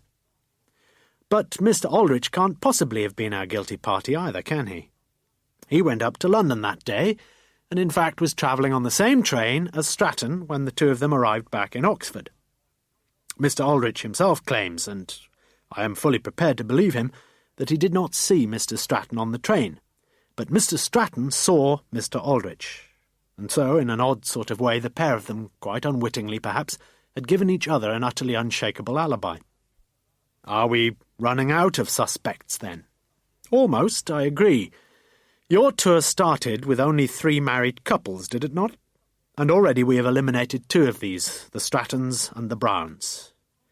Mr. Cronquist, as several of you already know, was assisting Mrs. Sheila Williams during most of the afternoon in question with the temperamental kaleidoscope allocated to her for her illustrated talk on Alice. And you do see now, don't you, that Mrs. Williams too must be crossed off our list of suspects. And finally, we shall cross off the name of Cedric Downs, and for exactly the same reason. And yet, ladies and gentlemen, someone did meet Kemp at the railway station that afternoon. One of you did. Throughout the morning on which Morse was addressing his audience in Bath, there was much activity at the Trout Inn, a fine riverside hostelry set between the Weir and the Godstow Loch in the village of Wolvercote, only a couple of miles out on the western side of North Oxford. 4 experienced police frogmen circled up and down and round, sweeping the depths below the Weir. Each knew what he was looking for. Thus far they had found nothing, yet hopes were reasonably high. The frogmen had been briefed, and with such a degree of certitude, as to the exact point on the humpbacked bridge whence the tongue had been thrown. But the man who had agreed to tell Chief Inspector Morse precisely where he had stood, and with what impetus thrown the tongue back into the river at Wolvercote, this man was seated, handcuffed, in the vastly confusing complex of Kennedy Airport. He was booked on the flight to Heathrow, scheduled to leave in 40 minutes' time. It was way past coffee break time, but no one seemed to notice. Kemp was met at the railway station, continued Morse. He was there, told something, I'm guessing, which persuaded him to accompany the driver to his own flat in Water Eaton Road. Perhaps he was told that his wife was suddenly taken very ill, was dead even. There, at Kemp's home, again I'm guessing, a quarrel took place in which Kemp was struck over the head and sent stumbling in his own living room, where his right temple crashed against the curb of the fireplace, and where he died. Kemp had a thin skull, and his murder was no problem. But the body... Oh yes, the body was a problem, all right. Now, if the murder took place at about 3:45 p.m., as I believe it did, why do we find Kemp's wife Marion doing nothing about it? For we can be absolutely sure that she was there the whole time. Maybe the reason for this was that she was vindictively happy not to do anything, and it is the opinion of my sergeant here that she probably hated her husband almost as intensely as the murderer himself did. But Marion Kemp could not, in my view, have killed her husband, and quite certainly she could hardly have moved him. On the other hand, Kemp was slimly built, a light-boned man, and it would have been possible for most people here, let us say, to have moved that body, even for a woman. The innuendo in this remark proved too much for the petite figure in the front row. Chief Inspector, rather, for you even to suggest that I, for one, could have shifted a body, well, it's utterly absurd. Morse smiled wanly at the lady, a lady turning the scales at not much more surely than around 5 stone. I should never accuse you of that, Mrs. Roscoe, please believe me. Mollified, it seemed, Janet sat back primly and slimly in her seat, and Morse continued. In the concreted yard at the back of the flats at Water Eaton Road stood a lightweight rubber-wheeled aluminium wheelbarrow, which one of the maintenance men had been using earlier that day.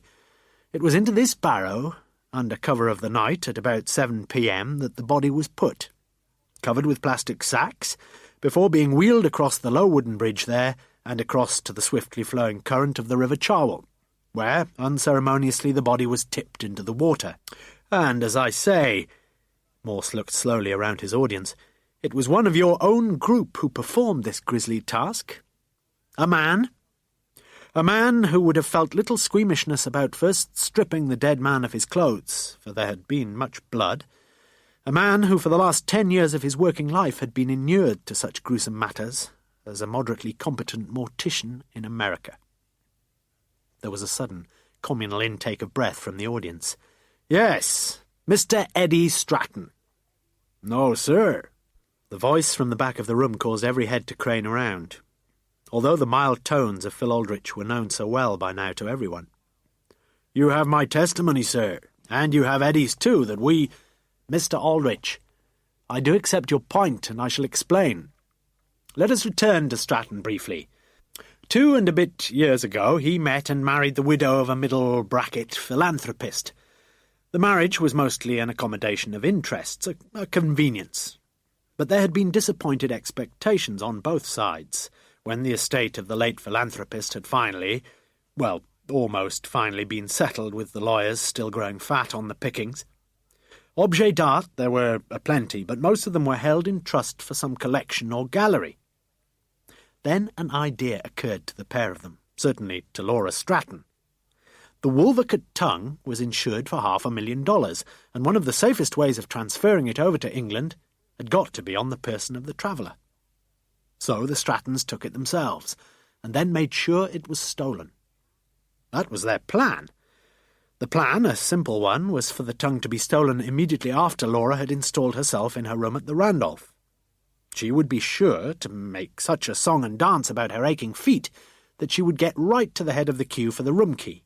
Well, apart from Mrs. Roscoe, naturally. Once she had the key, and whilst her husband signed the formalities, she was to go up to her room, put the handbag containing the tongue and money and pearls and so on a ledge as near as possible to a door which was going to be left deliberately ajar. Meanwhile, Eddie Stratton was to enthuse about a quick stroll around the centre of Oxford before it got too dark, and an invitation to accompany him was accepted by Mrs. Brown. All he had to do then was to make it known that he had promised to leave Laura alone so that she could have a rest in peace, to make an excuse about paying a brief visit to the gents, to go up to his room, probably via the guest lift, to stick his hand inside the room and grab the handbag, to take out the jewel before dumping the handbag, and then. Morse stopped, but only briefly. Not a terribly convincing hypothesis, are you thinking? I tend to agree with you. Let me tell you what I think. The plan, whatever it was, must have been discussed well in advance of the tour's arrival in Oxford. But a few last-minute recapitulations and reassurances would have been almost inevitable. Perhaps you've noticed that it's often difficult on a bus or a train to assess how loudly you're talking, yes? Too loudly? And where were the Strattons sitting? Morse pointed dramatically, as he hoped, to the 2 empty seats just behind Janet Roscoe. If they did discuss things on the coach, who were the likeliest people to eavesdrop? I'm told, for example, that you, Mrs. Roscoe, have quite exceptionally acute hearing for a woman of— This time the little lady stood up. Such innuendo, Chief Inspector, is wholly without foundation. But again, with the same patient smile, Morse bade the excitable lady to hold her peace and bide her time. You were not the only one in earshot, Mrs. Roscoe. In the seats immediately across the gangway from the Strattons sat Mr. and Mrs. Brown, and in front of them, in the courier's seat, John Ashenden. You see, resumed Morse, Stratton never went up at all to his room in the Randolph, not at that point. But someone did. Someone here did. Someone who had overheard enough of the original plan. Someone who had sensed a wonderfully providential opportunity for himself or herself. How? By volunteering to steal the Wolvercote tongue, in order that the Strattons could immediately claim without any suspicion attaching to them, the tempting prize of the insurance money. Let me put the situation to you simply. The person who had eavesdropped on the proposed intrigue performed Stratton's job for him, stole the jewel, slid thereafter into the background, and disposed at leisure of the superfluous pearls and the petty cash. And that, ladies and gentlemen, is no wild hypothesis on my part, it is the truth. Stratton was presented with an offer he could hardly refuse. At the time, though, he was not aware of the extraordinary service he would have to render as the quid pro quo of the agreement. But he was to learn about it soon enough. In fact, he was to learn about it the very next day, and he duly performed his own half of the bargain with a strangely honourable integrity. As it happens, he's very shortly due to take off from Kennedy Airport to fly back to Heathrow, and he's already made a substantial confession about his part in the strange circumstances surrounding the Wolvercote tongue and Dr. Theodore Kemp. But please believe me, it was not he who actually stole the one or murdered the other.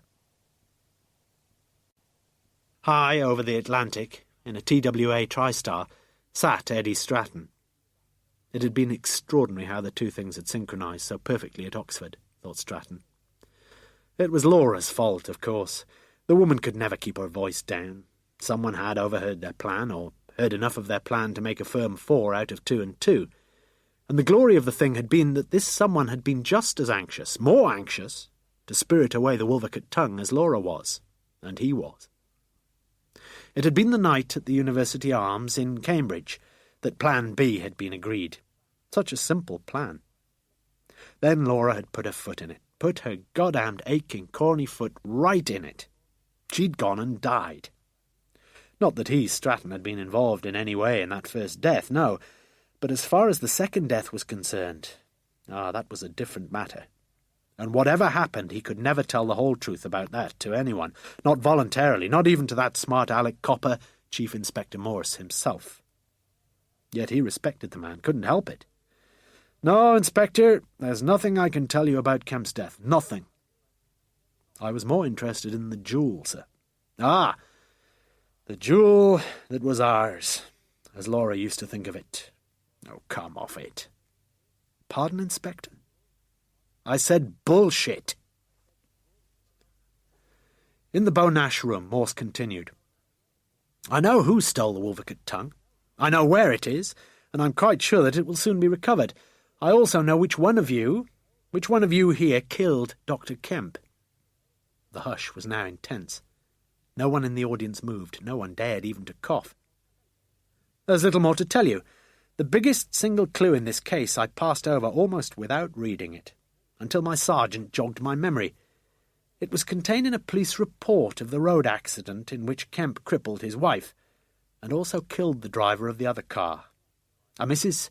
P.J. Mayo, a 35-year-old woman from California, Mrs. Philippa J. Mayo, whose husband had earlier been killed in a gunnery accident on the USS South Dakota. That would have been bad enough for Philippa Mayo's parents-in-law, would it not? What of Philippa's own parents, though, when she is killed? Their daughter, their only child. A child killed needlessly, pointlessly, tragically, and wholly reprehensibly by a man who must have appeared to those parents, from the reports they received, as a drunken, selfish, wicked swine. Above all, I suspect, the parents were appalled by what seemed to them a quite extraordinary leniency of the magistrates at the criminal hearings.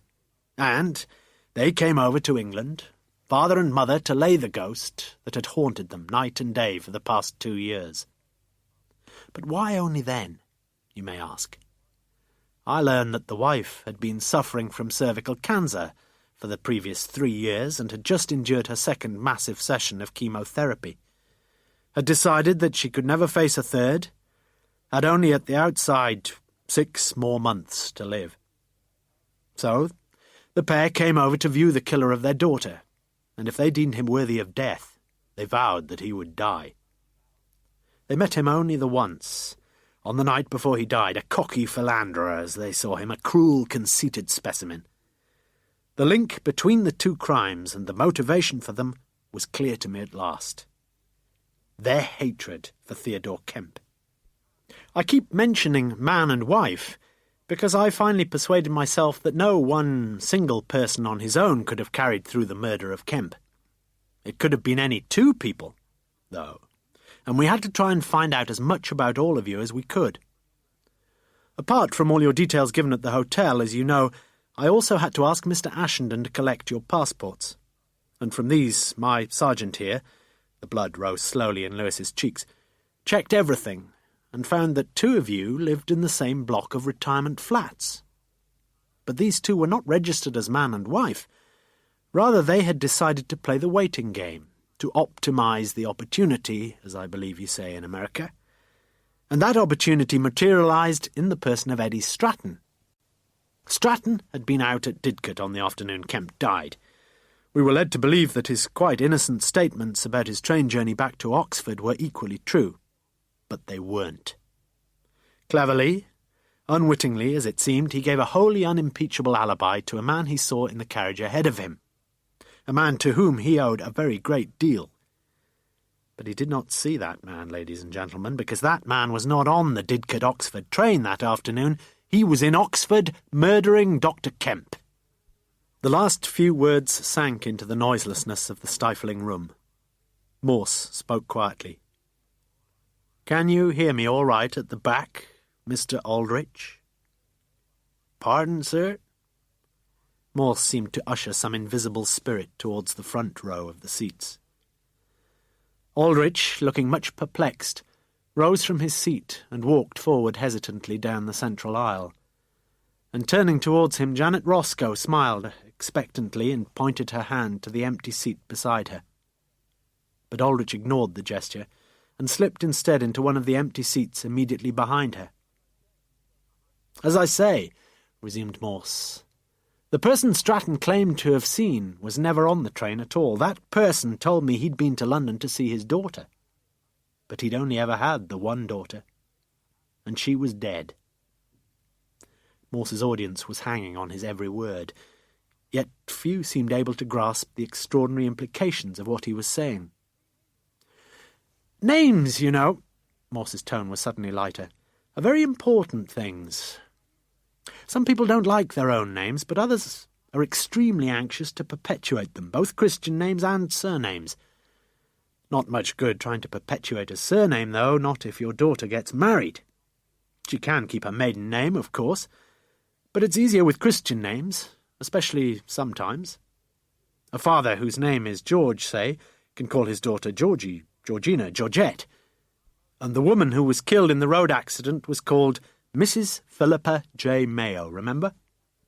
Her father couldn't give her his own name exactly, but he could give her the female equivalent of Philip.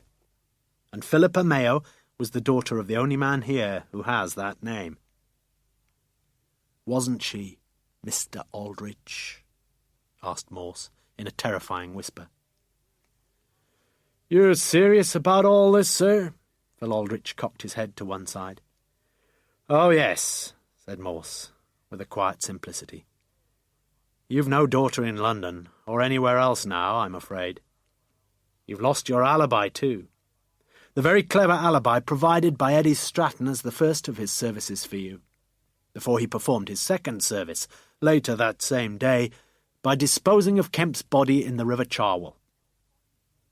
Momentarily, it seemed, Aldrich was on the point of protesting, but Morse shook his head wearily.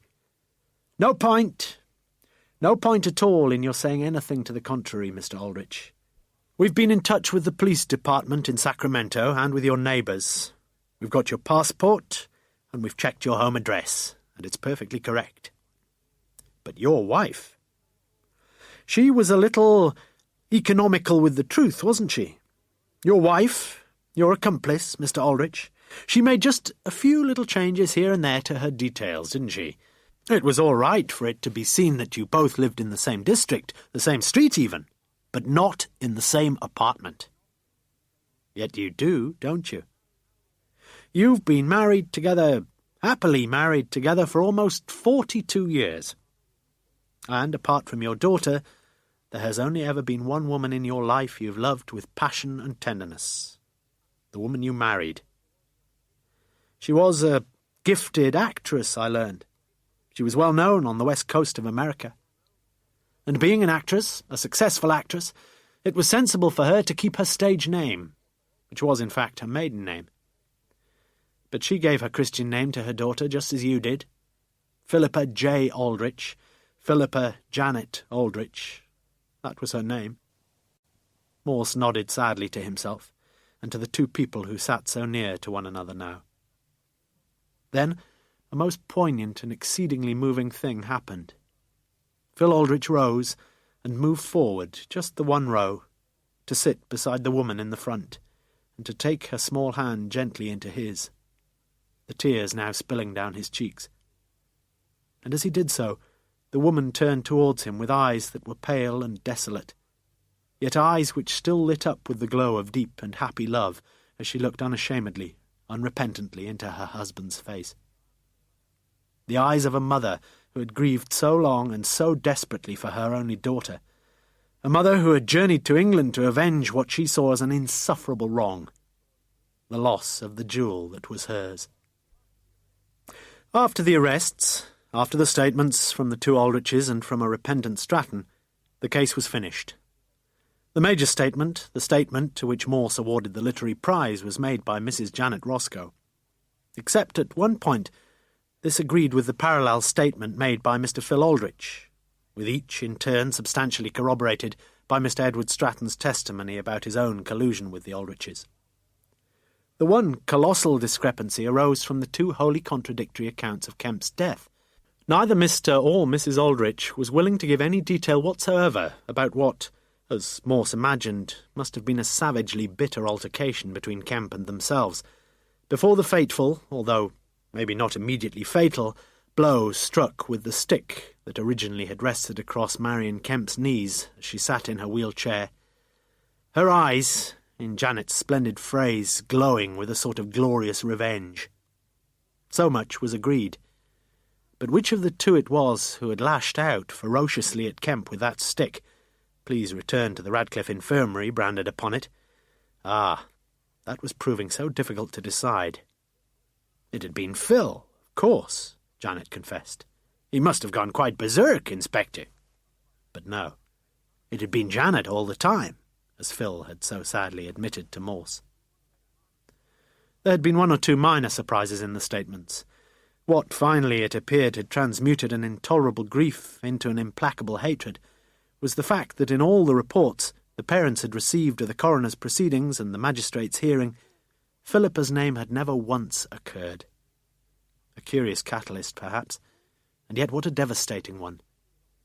But the name of Dr. Theodore Kemp had been mentioned many, many times, and when they had read of the historic Cities of England tour, they had seen that name again. Their plans were made, and they duly took their places on the tour, and it was on the coach that Janet had learned of the deceit that the Strattons were plotting. And after Janet had taken Laura Stratton's handbag and put it immediately into her own, far more capacious one, she had gone to her own room on the same floor, and happily discovered that the Wolvercut tongue fitted almost perfectly into the small case she had brought with her containing her portable iron. Then it was the telephone call. Janet had heard everything, clearly, and a plan was immediately formulated. Eddie Stratton was dispatched somewhere, anywhere, so long as he could establish a firm alibi for himself, and Phil sent off to a nearby car hire firm, while she, Janet, remained seated by the extension phone in her bedroom to deal with the necessary reference for the car firm. The confusion caused by Kemp's delay that day was a godsend, and Phil, after picking up Janet, had met Kemp at the railway station, informing him that his wife had been taken ill, and that he, Aldrich, was there to drive him directly up to his North Oxford home. After the deed was done, Janet had found herself waiting anxiously for the return of Eddie Stratton. When she had spotted him, she steered him away from the Randolph, handed him the Wolvercut tongue, and acquainted him with the second of his duties in the criminal conspiracy in which he was now a wholly committed accessory, the disposal of the body. Marion Kemp, this from Stratton's evidence now, had admitted him at Water Eaton Road, where he had divested the corpse of its clothes, and, well, the rest was now known. He had wrapped the carpet around the clothes of the murdered man, depositing the bundle behind the boiler in the airing cupboard. And what of Marion Kemp? Throughout she had sat, Stratton claimed, in the hallway, in silence. And greatly disturbed, opined Morse. "Oh, no, Inspector," Stratton had replied. After leaving Water Eaton Road, Stratton had walked via First Turn at Goose Green to the Trout Inn at Wolvercut, where he had thrown the tongue into the river, and then caught a nipper bus back to St. Giles, where he'd met Mrs. Williams.